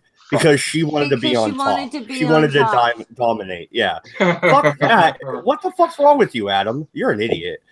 Yeah, I'll take a dome. Come on. Maybe God only taught him the missionary style, so it freaked him out. Yeah, poor Well, bastard. he got too used to goats first, okay? Right. But with the serpent though, there's so many different I guess Bullshits. philosophies or points of view, because it's really just a serpent. They don't really say it was the devil. Yeah, they People don't project specify at that. all. And when it comes to the fruit, it's fruit. It's not an apple. Right. It wouldn't even be an apple in that area of the world. It would have been a fucking like a fig or a pomegranate or some shit. It wouldn't have been an apple, that's for sure. Well, in the Greek mythology, it was 6 pomegranate seeds that keep Persephone in the underworld 6 months out of the year. Yeah, when Hades tricked them, because them were the seeds that made her fall asleep, right? Originally, it's what it did. No, it wasn't seeds that made her fall asleep. She had been kidnapped to the underworld. What did she eat though that made her fall asleep? That's why she stayed in the underworld to begin with.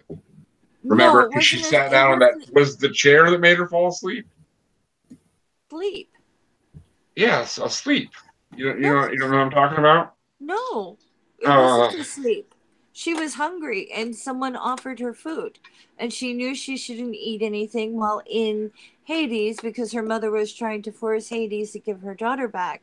But she was so hungry, and the pomegranate was her favorite food, so she ate 6 seeds. And because she ate 6 seeds, when Hades was finally ready to give her back to her mother and end eternal winter, someone went, oh no, she did eat while she was down here. So the bargain was 6 months in hell, 6 months topside.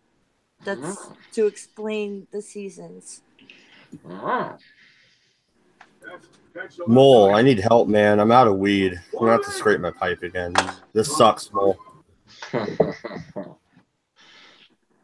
don't know what to tell you. We're 2,000 miles apart. Did you try a bleach enema? No, Ed, I don't plan on it. Oh, okay. That doesn't sound right. Eat a Tide Pod. Maybe that'll help.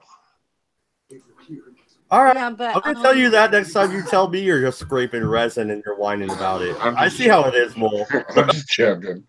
But I have no idea what to tell you. When Hades took Persephone, he just basically burst out of the ground, grabbed her, put her into a chariot, and then drove her straight into hell. Right, and there was no trickery involved. He just took her. There was no trickery involved at all, even when it came to coming back. The only way that he could bargain to keep her for 6 months out of the year was the 6 pomegranate seeds. That was it, because she was so hungry. And that's that. Where does the chair come into play? I know there was a chair too, like that she sat down. If you sit down in this chair, you'll fall asleep or whatever. Do you know what I'm talking about? No, I don't recall that with that particular myth. Anybody in the chat know what I'm talking about with the chair and Persephone and Hades? Can't remember what it was about. Artemis knows everything. He'll tell you. I know in Ovid, because there's many different stories of people going into hell to get their significant other out of hell. When Ovid went, he played his lyre and Persephone cried, so Hades said okay. And I think that was another Pillar of Salt story. Because, Ovid's wife or girlfriend looks behind her and boom, salt. Hera's chair made it so she couldn't get up. Whose chair? Hera's? Hera. Hera was Hera, Zeus's that's wife. the wife of Zeus. Yeah. Well, she had a habit of killing off his offspring from other women. Right? Yeah. That's fine. I wouldn't say that's okay. And she was his sister? That's a little creepy. Well, a lot creepy. Yeah. Oh yeah, well there was a That's whole how the bunch of Greeks roll, incest. dude. There was a whole bunch of incest going on back then, didn't you know? There was a whole bunch of incest going on back then, didn't you know? Yeah. The pretty much all of the Greek gods were related to each other in one form or another. Which is pretty sick. Because people were I thought I gave you a wrench, justified. Reese. Orpheus. Was it Orpheus or was it the other one? Oh no, Ovid wrote the story. Yeah. Ovid was a poet. Poet. Yeah, I get names confused. I thought That's why I would rather say things like that I guy. thought he was a Roman poet as well. I know none of this stuff. You don't know much about Greek Oh. about No. Greek and Roman mythology? No. I like mythology a lot. Oh, that was the first stuff I really got into was the Greek mythology. I used to check out the books out of the library and just devour them. It was great.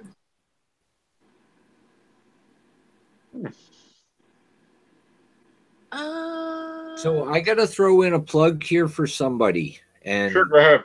I've been waiting for a chance. Go ahead. Surus is like so close to getting to 1,000 subs. Go sub to him and tweet him out. Tell other people to sub to him. Let's get him to 1,000. He deserves it. He's awesome. It's Suris if you don't know how to spell it. What's he do? Yeah, he only needs atheist. 70. Atheist types content, but he's really good. Yeah, but is it like the same old recycled content or is it fresh? There's a reason I don't watch very many atheist channels anymore, man. They're all saying the same thing. No, I don't. You need to start watching them again, dude. I think that there's a quite big divide on the way they the approaches they take, I should say. I guess that's the best way to put it. Fair enough. Yeah, I really haven't subscribed to any in a while. I've been brushing up on my theology stuff. That way I could talk to you guys when you invite me in here, since you guys talk about the Bible, and half the time I'm like, I put Cyrus's channel in the chat. I don't know the Bible as well as other people, so I'm actually not really great at it at all. I don't know anything. I just come on here and shoot the shit. Right, I mean, I get my Greek and Roman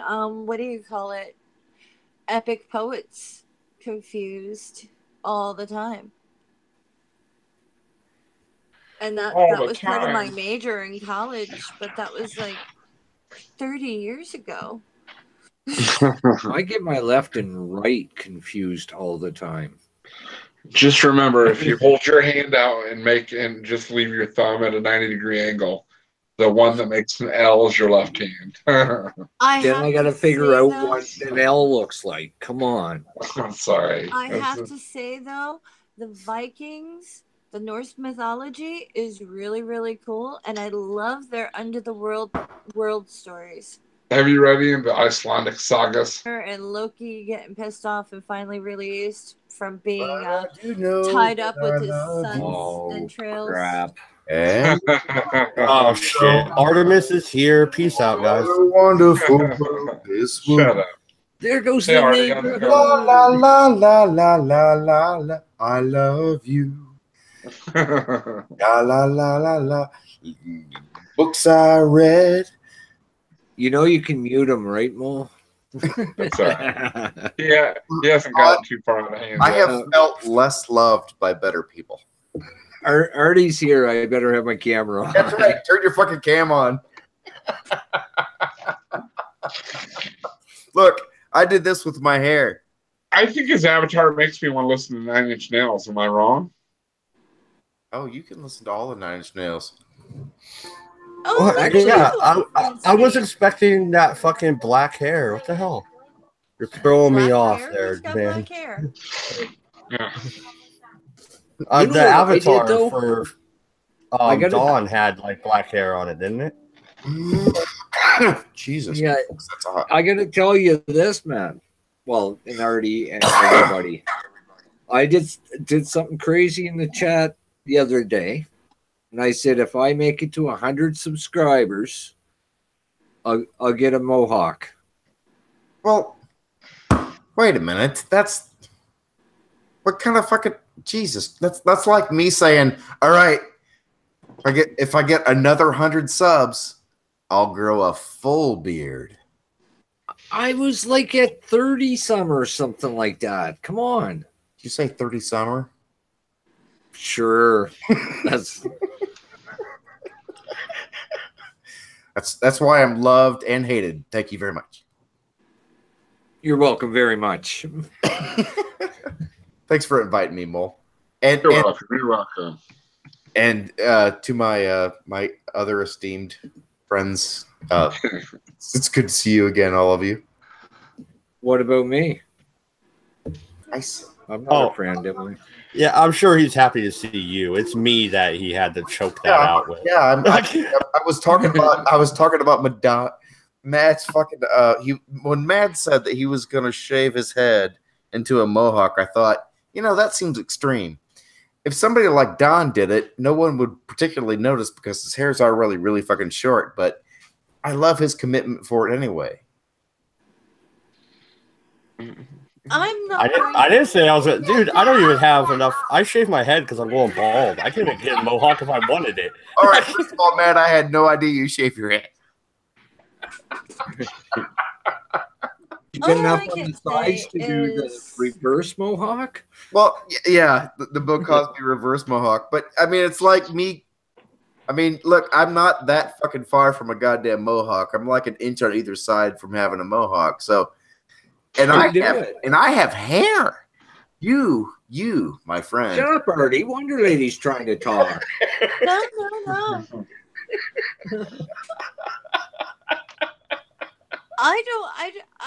I'm not going to do anything special when I hit 100. If I hit 100, I'm assuming I'll hit 100. I'm hoping I'll hit 100. I made too little of a deal when I hit 200 because I didn't see it happen.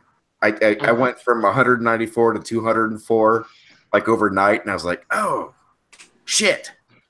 Milestone. Wasn't planning on it.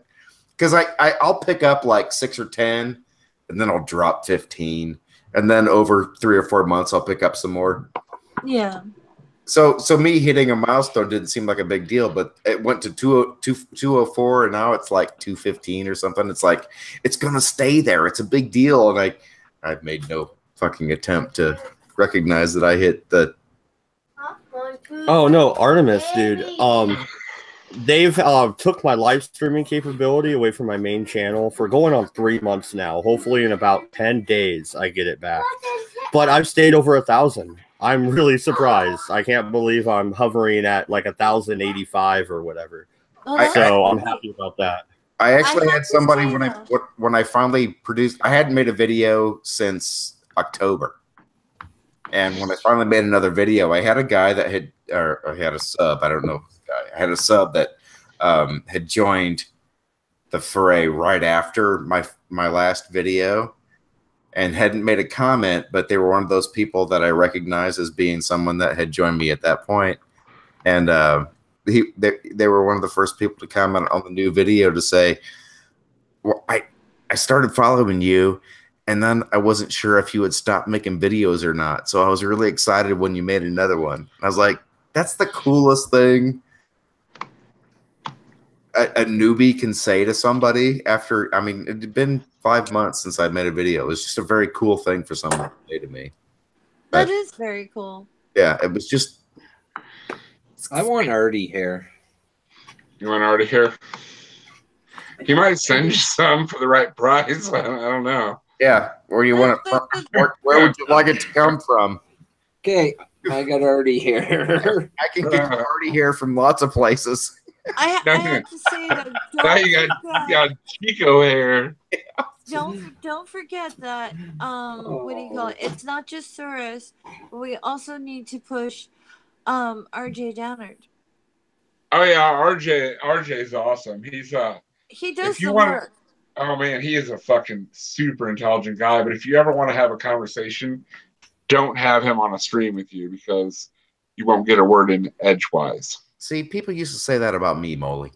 Yeah, I mean he Used to. Yeah, Well, minus the super intelligent part. no, We but keep saying about not getting a word in edgewise, but you don't let us get a word in. Shut up! I'm trying to talk.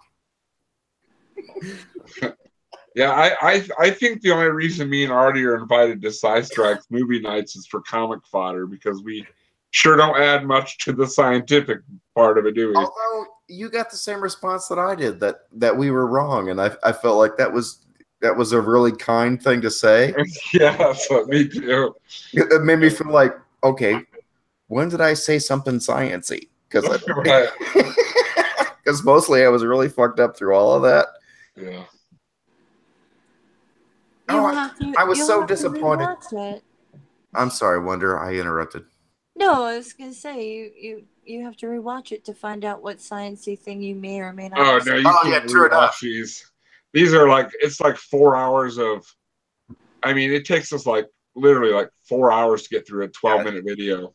I feel like I am responsible for making the 4-hour thing some kind of a norm because I think before my first participation, Right. like 3 hours had been kind of fairly the limit, and then we went for like 4.5 hours the first night that I was on, and then it's become kind of a all right, we're gonna go 4.5 hours again. That's where I met Peter at Wonder Lady was on Sci-Strike's channel. Peter's a riot. I love him. Yeah. And even Peter can't get a word in edgewise on this show sometimes. Between Cockle Squirrel and fucking RJ. Yeah, Crocus Squirrel is the first person to ever have me on a live stream ever. Really? Yeah, put that together in your head.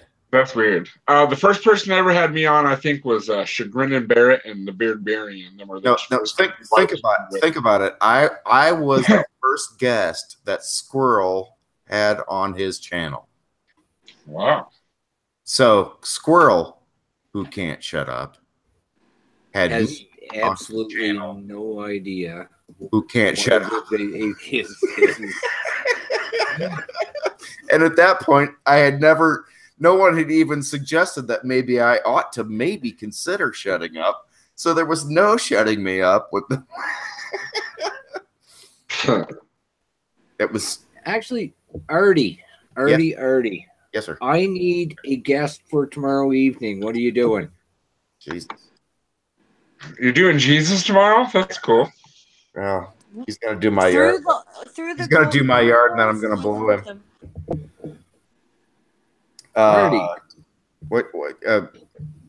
What time is tomorrow night? I told you to give me 24 hours. Is this 24 hours? Close enough. Say 21 hours, 20 hours. I don't know. What the fuck time is that? Oh, okay. Yeah, that makes sense. Yeah. Hit me up tomorrow sometime on Twitter. Yeah, seriously, I don't mean to be a dick, but yeah, hit me up at like 2 or 3 hours before that, and I am all about it. I have no conflictions, and I want to do it. Cool. Hip hip hooray! Jen with one N was going to, and she had to cancel or not cancel, reschedule because hey, you know what? You don't have to build it up by making me your second choice. Look in the chat. Look in the chat. Jen's saying, and Jen feels bad, and now you're making her feel bad. No, I'm happy to be your second choice. Yeah. Well, yeah. You were my first choice for like in a couple weeks. Does that count for anything? Well, yeah, I thought you had said something about Friday, but whatever. Yeah, no, I'm happy to do it. I am going to go. I'm almost out of smokes, which is a bigger concern, but I do have more beers, but I have to go get those. So I'll be right back. Okay. Oh, he's a riot. Artie? Yeah, he's fun. He's fun. So where were we? Do you want to talk about the angel thingy? I still got it. Yeah. Yeah. Okay. Go for Okay it. then. All right. Hold on. Let me figure. Doo-doo-doo-doo. I'm sorry I keep bringing up other religions. That's okay. You can bring up whatever you like, well within reason. Hey, Molly, you'll appreciate this when I do it in a second. Sure, what's that? My mom showed up here for Mother's Day. Mm-hmm. You're probably more familiar with why than anybody because of the whole psych. Right. Yeah. But so Mom was here, and remember the last time she was here, she went through a whole bunch of my storage. Yeah. Yeah. Well, I'm gonna talk while I do it, but this is what's left of the boxes and shit that are in my storage room where I film my storage / office. I'd say it is awfully cleaned out compared to normal. It's fairly barren, you might. It is. Richard Pryor and Carl are about the only things left. Yeah, and the things that she didn't touch my fucking desk, which was funny, and she didn't touch any of the cases of beer, just empty beer bottles that are laying here because it takes me a while to take the recycling out of here, but. At one point, she grabbed up a whole handful of bottle caps, and she goes, "Do you want to save these bottle caps?" And I said, "No, Mom, those are back there because bottle caps bounce." And she says, "What do you mean?" So one at a time, I threw them into the case of beer with all the bottles in it, and they kept bouncing out. And she kept getting more and more frustrated with the fact that they were bouncing out. And I said, "That's what I meant when I said that bottle caps bounce." That's funny. All right, How did you manage to close your closet door? Is that new? Yeah. It is? I never really paid attention. Yeah, that's.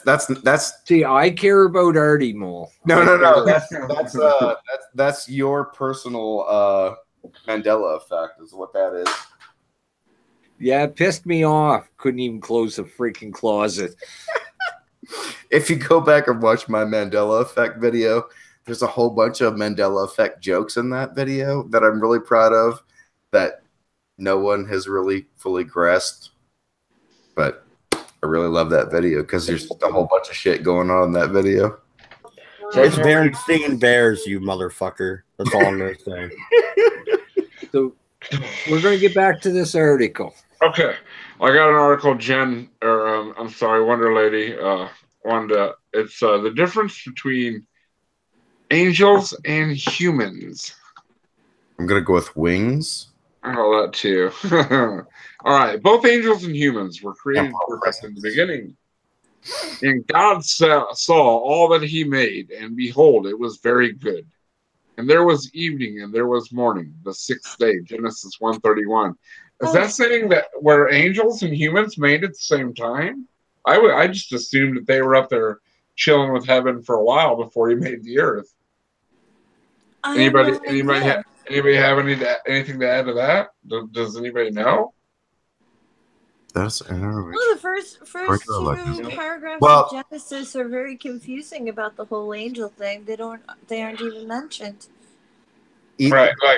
Either God is talking about more than one God, or it is speaking on behalf of himself, itself, and a bunch of somebody else's, because it says, "Let us," capital us, according to our, capital our.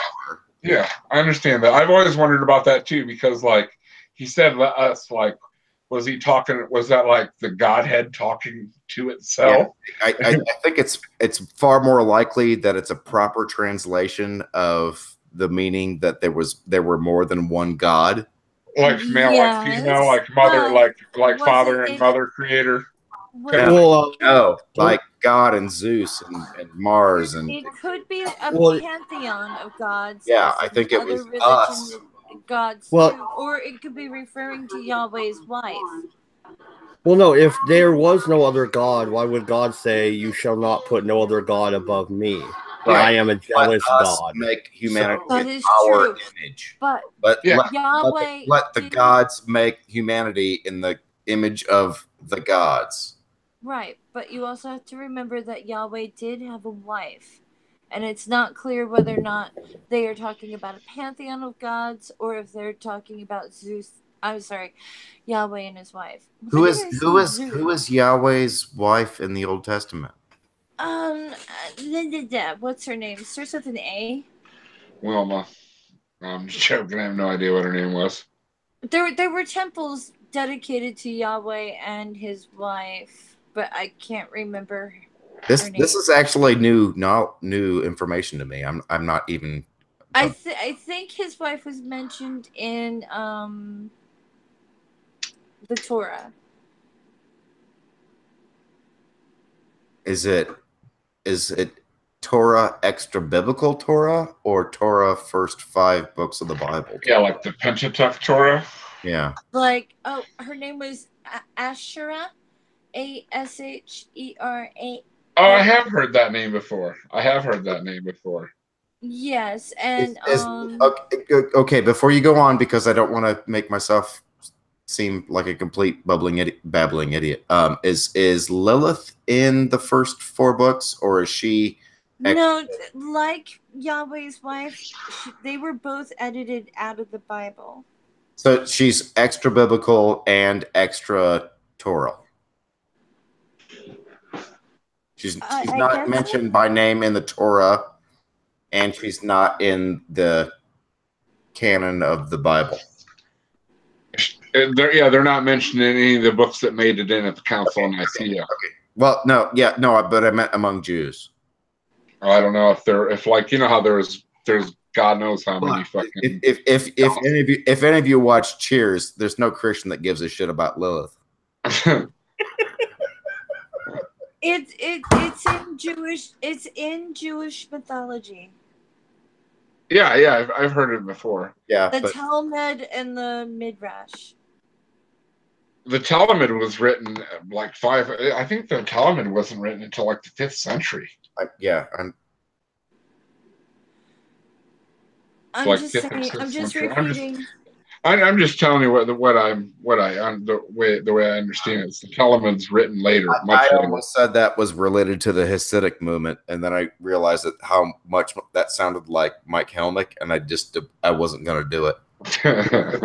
I don't know where that came from, but I feel like it was the Hasidic movement. All right. The next way the angels are different than humans are. They were not created in God's image. Only humans, however, were created in the image of God. Then God said, let us make humanity in our image, like you said before, Artie. Yep.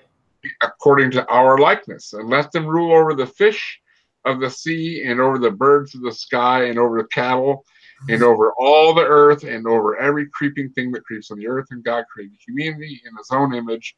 In the image of God, he created them. Male and female, he created them. Yeah, now we jump back into singular God. Mm-hmm. And originally, God didn't create Eve. Eve was more of an afterthought, I thought. I mean, the way it depends on your Genesis chapter. There's 2 different stories. Yeah, I know that, but I'm just saying it was. I mean, the way they word it though. Mole, my friend, Mike. Yes. They complement each other. Okay, the next in this instance, she's created with him, and in the other one, she's created after he's named everything else on the planet and not found a single helper that was sufficient. And then he gave up a rib. Yeah, and why did God need a rib the second time around? Yeah. He created God. Because that goes back to the Lilith story. Because he created Lilith at the same point he created Adam, and they were created equal. Well, when Adam gives up his rib for Eve, then he has something up on Eve. So it's a way to subjugate her almost. Yeah, he has sacrificed for her existence. Okay. All right, the next way. The entrance of sin. Wait. Yes. Well, I feel like Wonder was trying to say something. Okay, go ahead. Under all of that. I just put a link to the Lilith stuff in chat. That's it.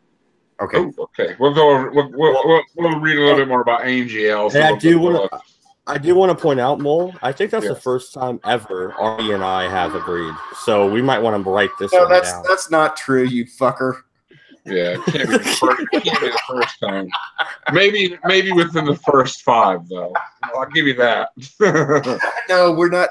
We're friends. We just don't I agree know. on much. It's Yeah, I know. It's all good, Artie. It is that. no, I know what I mean. It's like we agree on a lot. We just don't agree on everything. And Me and Matt disagree constantly. it was just funny that you would say that's the one thing, and then I would say, "You prick." No, it isn't. Welcome to 1970s comedy, man. Come on. Yeah. Back when I'm comedy sorry. was comedy. Yeah. When All right. Go ahead, Bull. Okay, the entrance of sin. Though humanity and angels created perfect, sin touched both of these rational personal beings. After Adam and Eve sinned, all the humans that were born afterwards, with the exception of the Lord Jesus, were born with the sin nature, the Bible says. Now, the way that's worded, that's weird. Are they saying that sin has touched both angels and humans?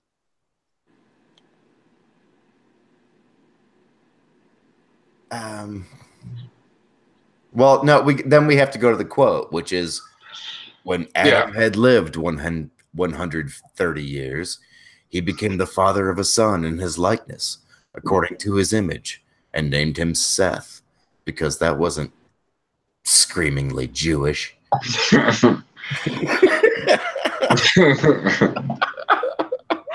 The likeness of Adam was a sinful likeness. Yeah. All humans who are born inherit that sin nature, the Bible says. Yeah. In his How- likeness. So Seth was all sinful looking. He had a hump and shit. Yeah, he had the hook nose and the been carrying satchels too long back. Yeah. He had the, Some angels also sinned, however, many did not. but Mom, I'm a Dead Sea pedestrian. Okay, how about this one? This will go. It was a reed sea, by the way. But anyway, humans can bear children. Unlike humans, angels cannot bear children. Therefore, they cannot have any type of family relationship. Jesus said. At the resurrection, people will neither marry nor be given in marriage. They will be like the angels in heaven. So, but how? So how are the Nephilim? How did the Nephilim come to be? Yeah. What happened? that's what I was going to say. That goes contrary to at least 3 or 4 different verses in the Torah. Says, not to mention the Book of Enoch. It does But, say hey. humans can bear children. It doesn't say that. It says angels can't bear children. It doesn't say they can't make children. That's a fine line that you would have to walk. I'm just saying. I think that spawn of Satan's seed as a thing. All right, next one. Humans can be forgiven. Though all humans and some angels sin, therefore, or there is forgiveness only for humans. He made him who knew no sin to be sin on our behalf, that we might become the righteousness of God in him. Wait, So how why are angels not? Why can't angels be forgiven? well, how many? Well, no, and how many angels went to hell with Satan? 1/3. 1/3. But no, I hate when they quote one line, like the 2 Corinthians 5:21. Well, what's to say in 5:20? Yeah, like, you assholes, they're not giving us a context here. Of course they're not. They're not. Can I point out, though, that this was a Pentecostal minister that wrote this? No, Don. Because What? Oh, Go back yeah. to the Catholic. Go to Catholic dogma. What's wrong with you? Is this from a Pentecostal? Wait. This is I have a funny anecdote from today that relates to all of this and a little bit of interfaith hatred. yeah, I don't care. It's a good story, Don. You'll like it. My son's mom is Catholic, and we have not been together in the same space since 1990. Oh, Jesus, 92, I think. But I have her communion Bible from when she was confirmed Catholic in my house. And so my mom is going through all of my storage shit today. The rest of my storage. Literally, my mother has been through every fucking box of everything I own. even your sex toys. I was gonna say, did she find your old '90s Playboys? Especially in sex toys. All right, let's go to the point that actually could have happened. No, she didn't Okay. find my stash. Okay. But she literally found everything. And today she was visibly shaken when she came to me with what was obviously a Catholic Bible in her hand. And she knows I'm an atheist, but she and my dad are the only people. Most of my family is Catholic. Most of my family is Kennedys. They're Catholic. They don't give a fuck that I'm an atheist. But for some reason, my goddamn parents just can't get over it. They don't like dwell on it, but if any chance to bring it up, they're all over it. And today was no exception. So mom comes to me with this Catholic Bible, big, thick, fucking leather-bound Catholic Bible in her hand, and she goes, "Where did this come from?" And I said, "Well, that's the Catholic Bible that I read before I decided to become an atheist, but that was Cindy's confirmation Bible," and she knows Cindy. Cindy and I were together for 6 years. And so she hands it to me after she's cleaned it and then leafed through it to realize apparently that it was a Catholic Bible. And where did this come from? Where'd you get the Catholic Bible from? You should have said it came from the publisher house, Mom. Whoever published it. Nah, it was way more fun to fuck with her after she was so bad. True. My mom's mom was a huge anti-Catholic bigot, and even my mom obviously harbors some of that. But it's my mom's sister that married a Catholic Kennedy, and that side of the family has been nothing but open to me and accepting of the fact that I'm an atheist and kind of that they're the real we don't give a fucks in my family.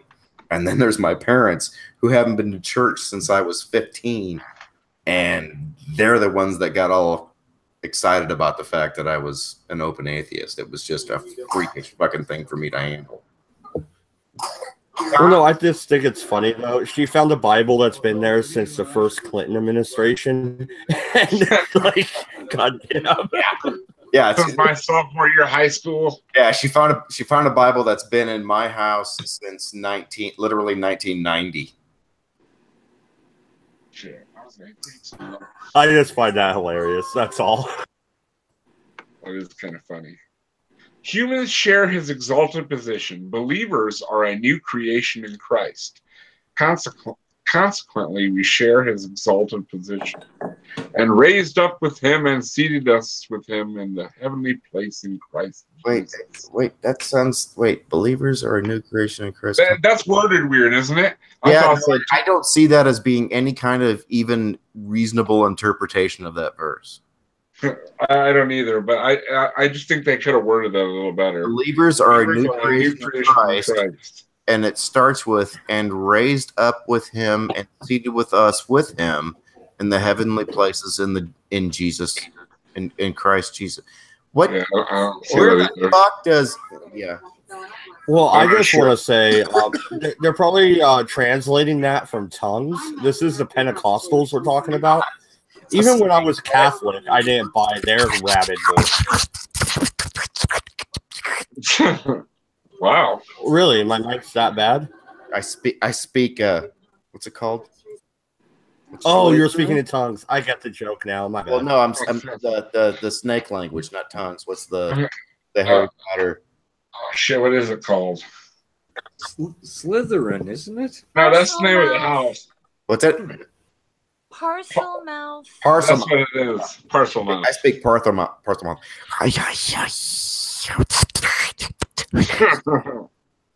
AKA. I couldn't understand the word you said. That's because you don't speak parcel mouth. Oh, okay. I only speak mole, sorry. Humans share his exalted position. Oh, I already read that.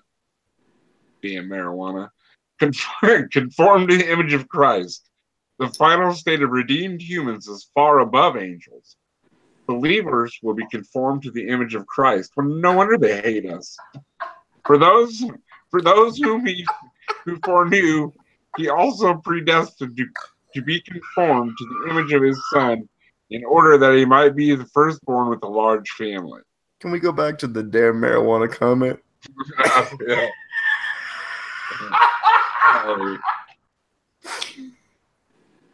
Fuck off. I hate you right now. He knows that I envy his ability to read out loud like that. I can't read out loud like that. I stammer. My eyes move faster than my mouth, or vice versa, and I can't read like that.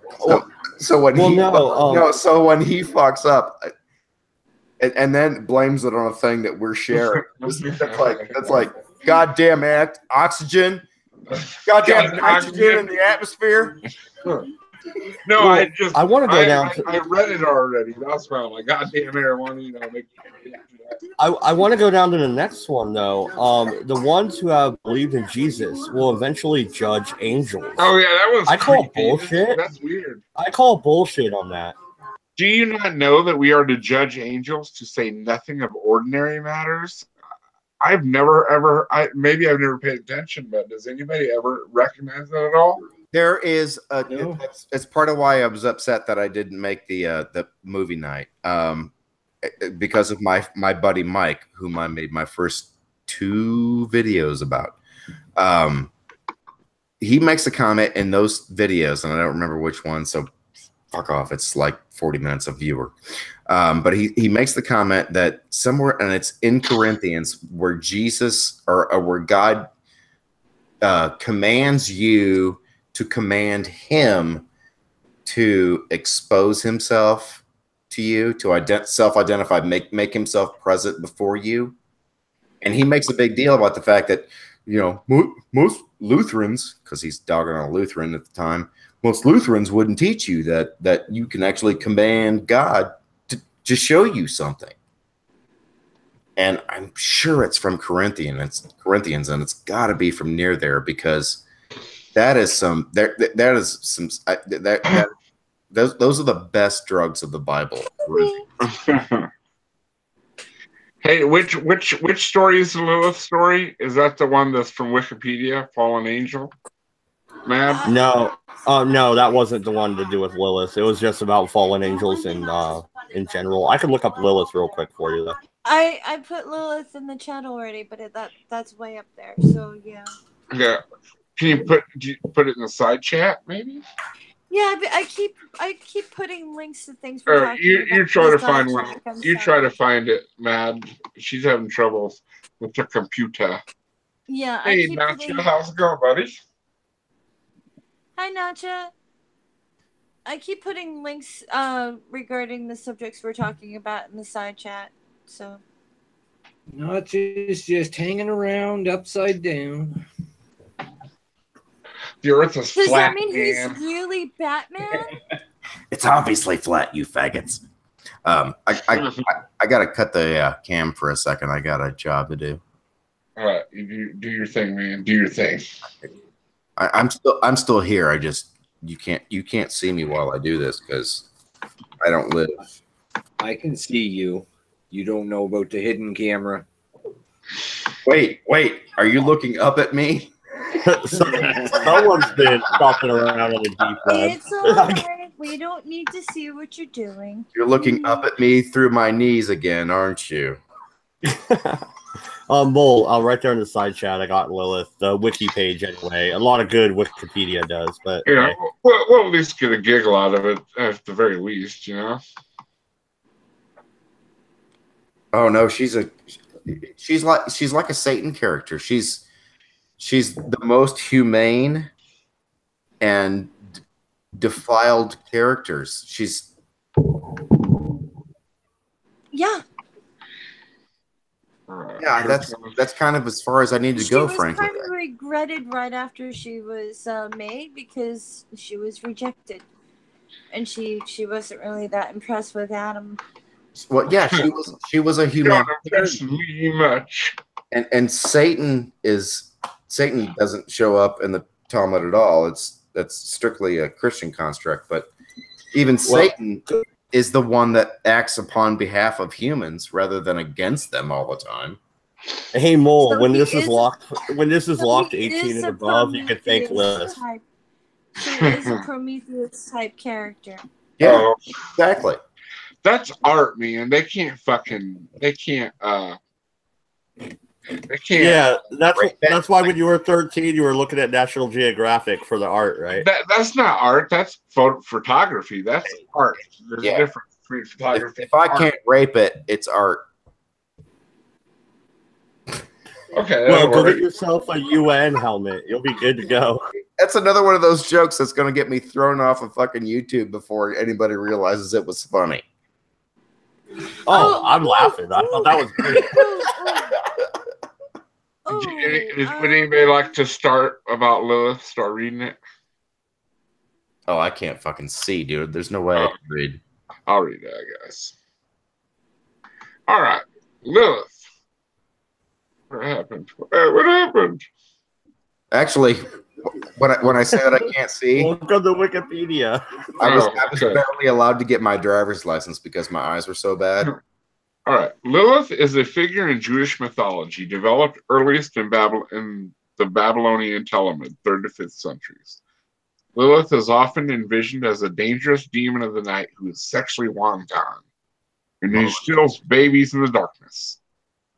The character is generally thought to derive in part from historically far earlier class of female demons, Militu, in ancient Mesopotamian religion found in cuneiform texts of Sumer and the Akkadian Empire, Assyria, and Babylonia. Wait. In Jewish, Wait. Wait. Wait. You're doing so well. I want to interrupt that by saying, can you go back and read that in the Old Hebrew, Greek, and Shut up.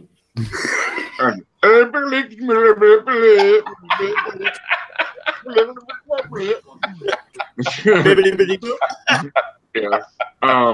Rashan, fucking racist? I knew it. That's as close as I can get to Hebrew. I don't know how to speak it. I'm sorry. Okay. I In Jewish folklore, knew that was going to be funny to me. from the satirical book of the alphabet of Sirach, not to be confused with sriracha, the delicious broth. Not sriracha, but But sriracha.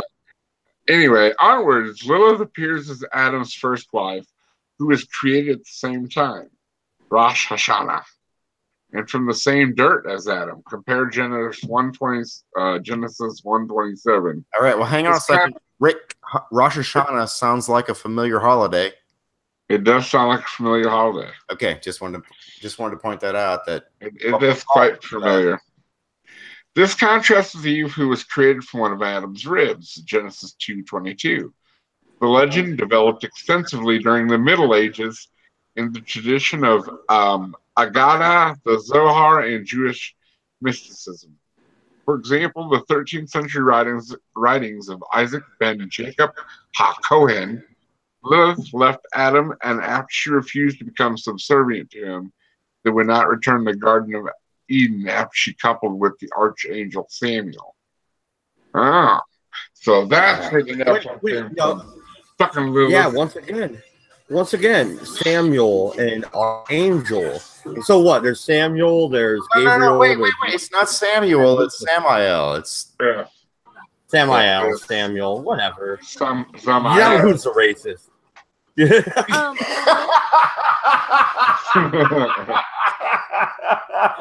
Mo, Yeah, Yes, you hate sir. white people. Yes, ma'am. All right, that's Mo, the greatest anti-Semitic. Fuck, that's a great joke, dude. That was great. Wonder when he's talking. Oh, that was great. I sent you a DM about Lucifer and his origins. About Lucifer. All right. Let's check it out. Artie, are you okay? You're gonna hurt yourself. Yeah, it's my fault. That was just a really good joke. It was. My comment was marginally anti-Semitic, and his was more abruptly, but way more not. No, that was just a fucking great joke. Made him giggle. Yeah, no, you have definitely made the brain sample jiggle. I also put the article in the chat. if anyone wants to look Well, at it later. And before you move on, Lilith steals children. Why We can hasn't still she talk showed up to about my house? No, but why hasn't she showed up to my house? That's all I'm asking. Okay, do I have to like text this bitch? Text Lilith. We got a couple kids to give away. No I'm kidding. You're an atheist. She only goes after Christian ones. Yeah. Damn. And she eats babies. Do you really want your children eaten? Well, now we know why. Zeus was eaten. And look what happened. He turned out No, great. Zeus wasn't eating. The dude ate a rock instead of Oh, Zeus. you're right. Yeah, it was all the rest of them that was eaten. My bad. Yeah. You're right. Yeah, you are totally fucking up everything I know about the world and reality. All right, Lucifer. Best character. Sounds like the next I Love Lucy show. Lucifer, you have some splaining to do. Which is oh fuck. Lucifer, you have some explaining to do. What's the fuck? What's the oh shit. How many Arties does it take to open an umbrella? Yeah, No, is that the sheik behind him? That evil fucking giraffe has joined Iranians. I saw that shit. It looked like a picture of the sheik behind him. You know, The Irish sheik. just because a giraffe's name is Carl doesn't make him a Marxist. Carl, the Marxist giraffe. All right, Lucifer was an angel of God who turned against his creator and was exiled from the heavens. He is now commonly known as Satan and rules over the souls banished to hell for all of eternity. Satan. Can I ask? Is that not from the Revelations of Peter? Satan comes from the Revelations. Lucifer is the one in Job. So he does come from the Torah originally. Okay, that's the word Satan. That's not Satan. Well, anyway, his origins for Lucifer is first referred to in the Old Testament, where his name was translated from the Hebrew word Hallel, which means brightness. He was created by God when he made all the other angels in the heavens. This leads many to ask why God would create such an angel, only to have him turn on him and become the face of evil for the rest of eternity. But Lucifer was created before the concepts of good and bad existed. What? Come on. He was created before meaning before sin was cast out into the world. So that's fucking highly convenient, isn't it? Wait, Lucifer is first referred. I've never heard this before. So I never heard brightness. I heard light bringer. Well, brightness. Go back to the origins thing. I want to read that. Yeah, Okay. because Okay. I never heard that translated into brightness. I've heard Healy, or however you say that fucking Jewish word. I heard that translated into. I heard that translated into light bringer, not brightness. I guess they kind of mean the same, but not really.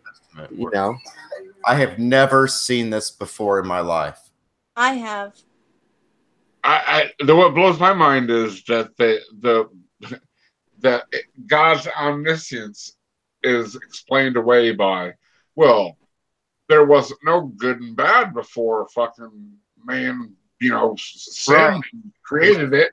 But that's still, if you're omniscient, you would know it's going to happen regardless. Yeah, that's part of what makes Judaism way more plausible than Christianity. Yeah. No less. I'm sorry. It's more plausible then, but that does not make it actually plausible. It's a level of there's only one God in the universe that I can confidently say cannot exist, and that's the one described by the Bible. Yeah. Okay, Lucifer's the short story. Yeah, go ahead. You got something to add? Yeah. I just want to comment, Artie. What do you mean? What about the one described in the fucking Quran? Same God. Are you paying? Same God. They're all Abrahamic gods. They all are. They're all the Judea God. Yeah, that's the same God that I can. It's the only one that I can say cannot logically exist. It might actually exist, but as described in the Bible, it cannot logically exist. So the Bible describes a God that cannot exist. Whether or not the God it's trying to describe actually exists, I'm not willing to say. I think I get where you're coming from. Kind of like if God would have been made like a Greek god with faults and things that it can do. It's a self-refuting God. It's an omni God. Omni anything is self-refuting. Yeah, that's what I mean. Like if they would have faults, then it's a lot more believable than something that is fucking omniscient. Well, and the theoretical timelessness of a God that has a first and second testament. Matt, I put in the side chat there the link to the Apocalypse of Peter. That's what I was referring to. Not the Revelations that's in the Bible, but the one that was written before that. The extra biblical book? It's hearsay. Extra canonical? What are those words? What are those books called? Extra canonical? Apocrypha? No. Oh, that too. Oh, are they called Apocrypha? They usually are, yes. Yeah. I didn't know that's what that word meant. Now my third nipple has got a little bit of a tingle going on. Oh, that's Satan licking on it. I think he has a job for you. It's the one on my back. My third nipple is tingling. Satan's calling. My third nipple's tingling. My back nipple, right there where my shirt hits just right when the wind blows. That's why I wear baggy shit. I ain't this fat. I've never heard this at all before. Get this. Lucifer's fall from grace. Before his fall from heaven, Lucifer was a high and exalted angel. He was described as mild and happy. It is said that his forehead was high and broad, a sign of his intelligence. His form was perfect, and his presence was noble and majestic. A light surrounded him and made him brighter and more beautiful than all the other angels. But Lucifer was jealous of Jesus Christ, who was one with God before Lucifer was created. How is that possible in the first? How is he? If Jesus was around before Lucifer, that doesn't make any sense to me. That's what I'm trying to say. If you take the Immaculate Conception into account, then therefore Jesus was a part of God, and God placed his own seed into Mary. Therefore, Jesus was the Son of God and God himself. Actually, what you said makes sense only if you leave out the story of his birth and his life. Yeah, because this is saying that Jesus was God, was one with God before Lucifer was created. That means Jesus was God when he was commanding. Well, yeah, he was part of the Godhead. Commanding Israelites to rape and pillage and murder and do all that horrible. That's what I mean.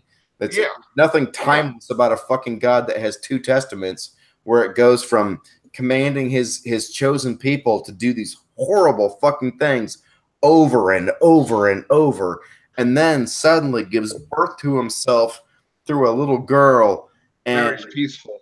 And his life begins in his early 30s, and he does all of these great things, including turn a bunch of water into wine at a wedding reception. Yeah, but anyway, Lucifer was jealous of Jesus Christ. God would always choose Jesus Christ over him. As much as he tried, Lucifer could not accept this. Well, if he's already one with God, which means he is part of God, which he is God, why would he not, of course, fucking be chose over Lucifer? Here's the problem, though, is you don't understand, because you're just a human. You do not understand the complexity of God. Yeah, I know. Don, you'll appreciate this. The analogy that was shared with me that I thought was fucking brilliant was have you seen the movie Multiplicity with Michael Keaton. But I just want to add one thing real quick. Look, That'd be like me, or that'd be like Artemis being jealous of my right arm because it belongs to me, and I'll never like his right arm as much as I do my own. The multiplicity thing is that Jesus is the really nice clone, the really sweet, considerate clone of the original God. And then there are all these other personalities that can be cloned out to achieve their full fruition. But it's you have to either believe that God is this multi-personality disorder having motherfucker, or it isn't timeless, or it's all made up and it doesn't make sense because it doesn't make sense. Yeah. Well, isn't there another option? It doesn't make sense because they cast a lot of the books that actually meant to be in it aside. I mean, there is a lot of other books that are meant to be included. By assuming meant to be in it, you have jumped a whole bunch of shit that I'm not willing to jump with you. Well, what I'm saying, though, is Constantine picked and chose, and the Council of Nicaea picked and chose. King James did even more. Oh, yeah, even more. Well, no, and he was trying to create his whole Bible aside from... Yeah, no, he wanted books and a translation of the books he wanted. Yeah, no, I get it. I realize there's been some revisions. I'm just saying that there's nothing to say that those books that didn't make the cut are any better or more valid than any of them that did. And if you're going to rely upon those books, then you have no more sound foundation than anyone else, except that I don't have a familiarity with those books. Absolutely. No, and I am an atheist as well. I do agree with you guys. I'm just arguing from their point of view. I was raised Catholic. I can make a theological argument here. No, I said all that shit because I know you're an atheist. This gets even funnier. Lucifer did not make his feelings known, though. When all the other angels bowed to Christ, Lucifer followed, even though in his heart was not pure. God held a meeting with Jesus to discuss plans for creation.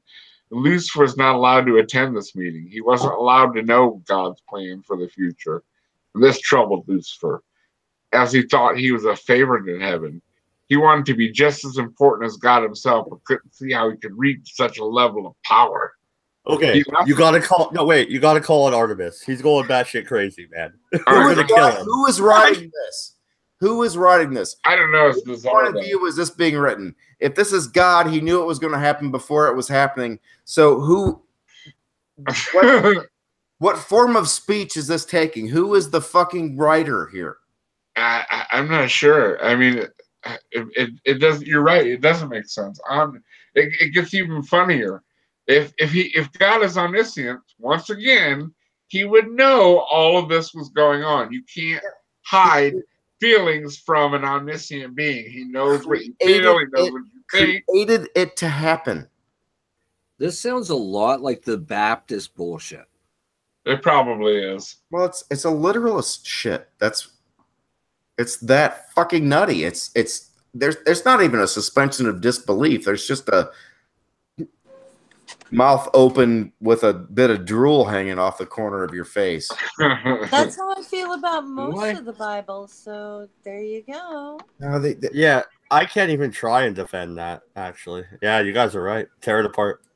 No, I grew up United Methodist. We weren't like uber devout, especially compared to the Catholic side of my family. But like I said, it was weird that my parents were the ones that reacted badly to my coming out as an atheist. But our big thing was you can't have alcohol, which is why Welch's grape juice is a thing you all know the name of. Do you think cult is a bad name to call certain religions? Because shouldn't we call them more like extremist religion groups? Fundies? I believe all religions are cults. Yeah, well, cult just means veneration. I mean, let's use the original term for it. You know, a cult is a veneration of anything. Yeah, go ahead.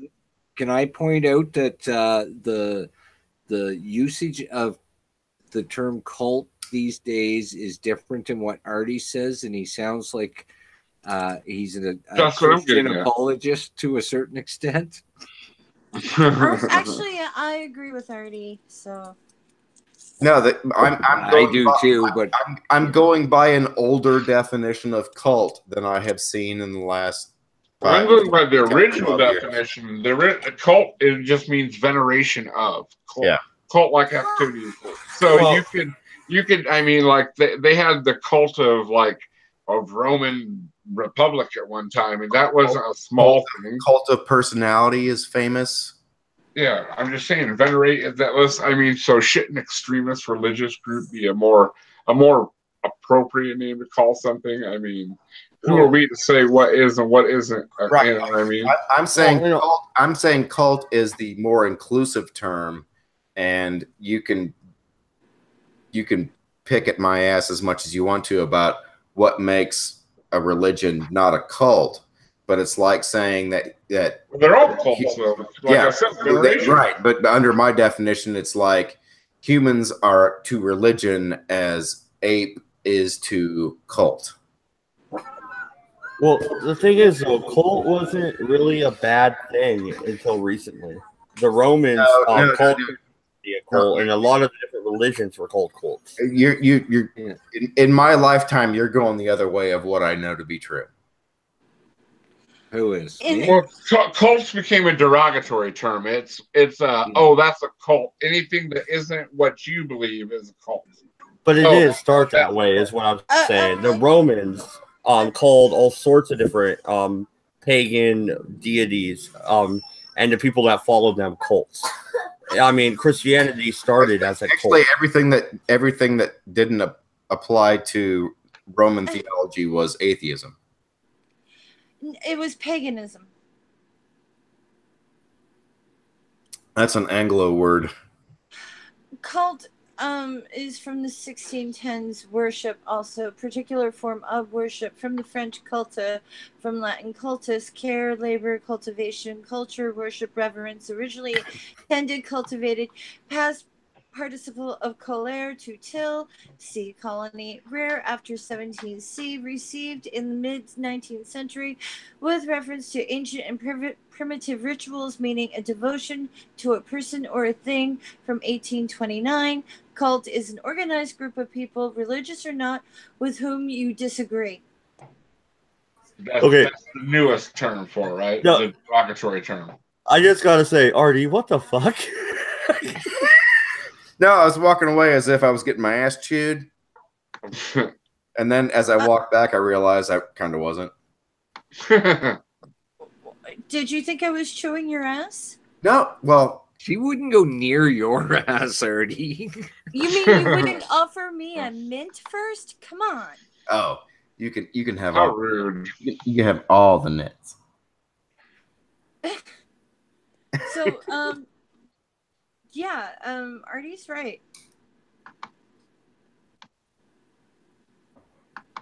Yeah, it's It just went silent when you said. Well, no, I Artie's wasn't right. really debating. I was just saying all sorts of so-called religions started off as cults. Cult necessarily doesn't need to be a derogatory term. No, I'm not using it that way. I'm using it as the overriding. All religions are cults, and then you can delineate what constitutes an actual religion after that. But all of those kind of ideologies that fall into socio-political, superpowery, afterlife doesn't even necessarily apply. Just where what you believe becomes something that you want to apply to others, or that think that you should be able to apply to others. I think at that point it becomes a cult. In my mind, according to the definition that I'm using, which is granted from probably I want to 1992. touch on that though, because there's cult experts nowadays, and they study cults, and there's like a criteria that they have to meet Sure. to be considered a cult. And I know it's different than what you're saying, and Sure. I'm wondering what what was the process to go from that definition that you have to what they say now? Do you think it's like a Christian influence type thing? I think the first thing that's important is that I have a sociology degree from 1991. So what I was taught about the definitions of those things and why they were defined thusly has changed since my formal education stopped. I didn't stop learning, but I've paid attention to the definitions. And frankly, at having celebrated my third, almost 50th birthday last week, feel like I've watched some of these things happen, and some of them bother me more than others. And this is one of them that bothers me. Happy birthday. Where the definition has changed, so it's softened, so that it's more palatable. It's something you can take with sugar instead of salt. Yeah, but my question is, why did it change? Is it the Christians that changed it so they're not being called a cult, or is it just kind of like an advancement in the field where they want to get more clarification on it? I think it was used originally as a derogatory statement. They changed it from what it actually meant, which was veneration of, like one lady was saying, to now they're saying a cult is anything that you deem out of the norm. Not, I don't mean you as in you guys personally. I just meant it's more than people. that, though. No. It has something to do with the religious leader that pleads special ability to talk to, whatever Or has power, the or ability. Maybe now it means Or- that. I'm just saying. Yeah, or has the ability of, which doesn't exclude Jesus Christ. But exactly. If you look at the exact definition of the derogatory term of cult, Christianity does. it's not derogatory. It's accurate. I would say sect is more accurate. Well, no. I'm sincerely bothered. I mean, if you're talking about the original sense of the word, then yes, it fits. Okay, but I mean, what's a religion and what's a cult? They're all cults, and that's popularity. Popularity is the thing that differentiates a thing from being a cult and a religion. Whether or not it has become normalized. But when I say derogatory, when I say the word religion, that's derogatory too, because I have an attitude about it. So Reese in the chat is saying 2 to 30K fans is a sect. Cult is 30K to 1 million. Yeah. And a religion is 1 million plus. I'm not sure how that would apply to reality. I would actually call Islam a cult, a very dead horse. I would definitely call Islam a cult. I don't see a difference between Islam and Christianity. Exactly. I would call them both cults. Yeah. Right, which goes back to my point of the fact that all religions are cults. It's just a matter of how you delineate them among the overarching umbrella of they're all cults. Yes. Right. They are. Like they wouldn't call themselves cults, but technically, right, of course, because it has a negative connotation. And in the 1980s, I didn't call myself an atheist. I called myself an agnostic for the exact same fucking reason. So it's your fault that we use the term atheist instead of agnostic. Yeah, that's right. Okay, I'll be back. Feed me the hate. Feed it to me. Give me hate. Chico's tired of you and wants to go outside, Artie, so I'll be back. Okay. Artie just lets Carl go wherever he wants, usually on Richard Pryor's head. I hope I'm not derailing things by giving you all these legs. Oh, you're all right. All right, Molly, you got to admit that's a stout background. I have a giraffe with a name and a Richard Pryor album that almost no one has ever seen. Yeah, I'm digging the Richard Pryor album, but I still think that giraffe's up to something. I don't trust him. You've seen Didn't you watch one or two of the first videos I've made where he's peeking around the curtain? I don't know if I don't remember that. Oh my God, yeah, the first two videos I have are the ones that's what started with him being creepy was Dave talking shit, not people used to say what I had hanging behind me was a sheet. It wasn't a sheet, it was an actual curtain. But there's no defending that. So people started shitting on me about this giraffe. And it was Dave that started with him being creepy and peeking around the curtain. And it was after my first video because Dave was one of the people that inspired me to make him, and he was probably the first person that I sent that video to. But anyway, the giraffe is peeking around the edge of the curtain, watching me film. Okay, I get you. That's where the whole persona of Carl being a creepy fucker came from. I still think it's hilarious that Kent Hovind and Richard Pryor are from the same place and like blocks apart from each other. The other thing is that you didn't actually. I'm not going to blame you specifically, but because we're good friends. When I drug the Christmas tree out of the room in my last video, yeah, Carl was like that. He watched me pull it out of the room, and then after I came back into the room, he was watching the film again. There you go, Easter egg. For my diehard fans that don't exist, because I'm telling jokes to myself. If you guys haven't seen Artemis' new fucking video, you should watch it. It is fucking something else. I tell you what, that's the craziest I've ever seen Daphne act in my entire life. I have y'all on a watch schedule, and that's saying something because Daphne's a crazy motherfucker. I think the magic. I am convinced that the magic of that video is that I took 8 minutes of her saying absolutely nothing that was interesting and turned it into 8 minutes of something that was entertaining and kind of funny to watch. You know, that frightens me because I'm afraid someone's going to do that to me. Have you watched any Sunny Peaches videos lately, Artie? Yeah. Oh my God, have you seen her newest one? I swear to God, it's like she's all spun out. I swear to God, that bitch is on drugs, dude. Have you seen the one that her boyfriend made on her channel? I'll have to go back and check that out. Yeah.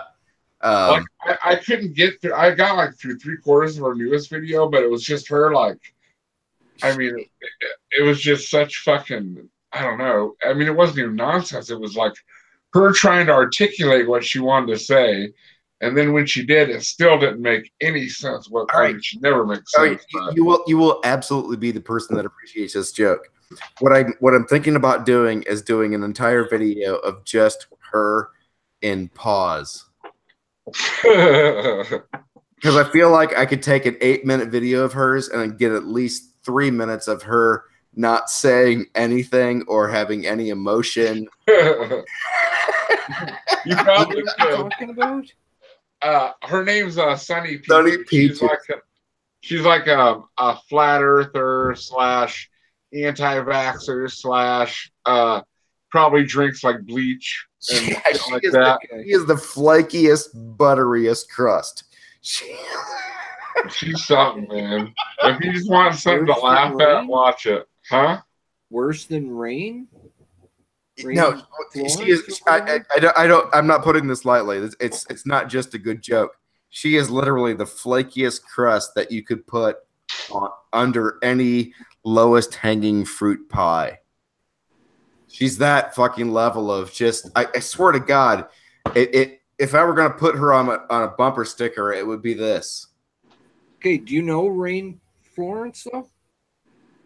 I don't think that name don't ring a bell. Okay, this is a girl that does piss enemas.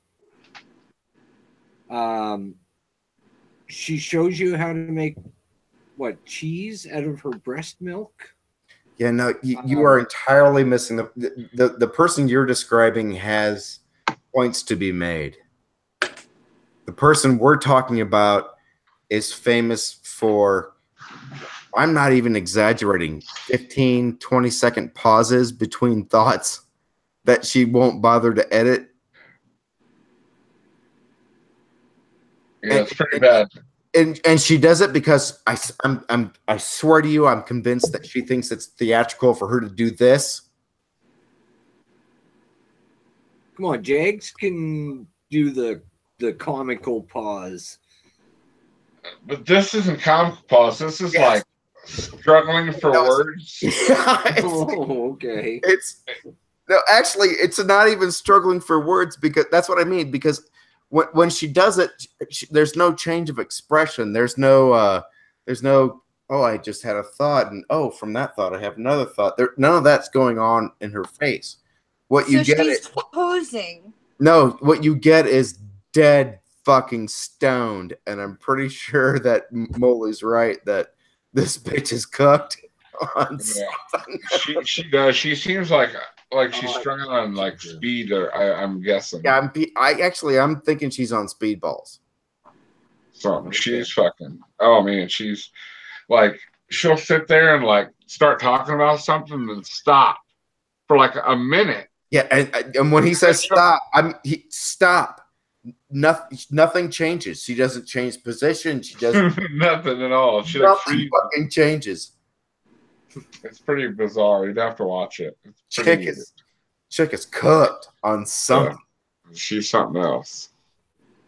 Or she's just amazingly stupid. And guys, and shouldn't have a driver's license. We have been going for a little over 3 hours, so I am going to wrap it up. Thank you all for coming, and you have a lovely night. Oh, anytime. You guys like to plug your channels before I stop? I've done enough. Thank you all for putting up with me. Wonder Lady? Subscribe to Sirs, please. He's 70 away from 1,000. That too. And subscribe to Wonder Lady and Another Freaking Atheist, Artemis Brain Simple, and Mad Dodge Productions, and me, if you'd be so kind. You all have a lovely night. Bye-bye.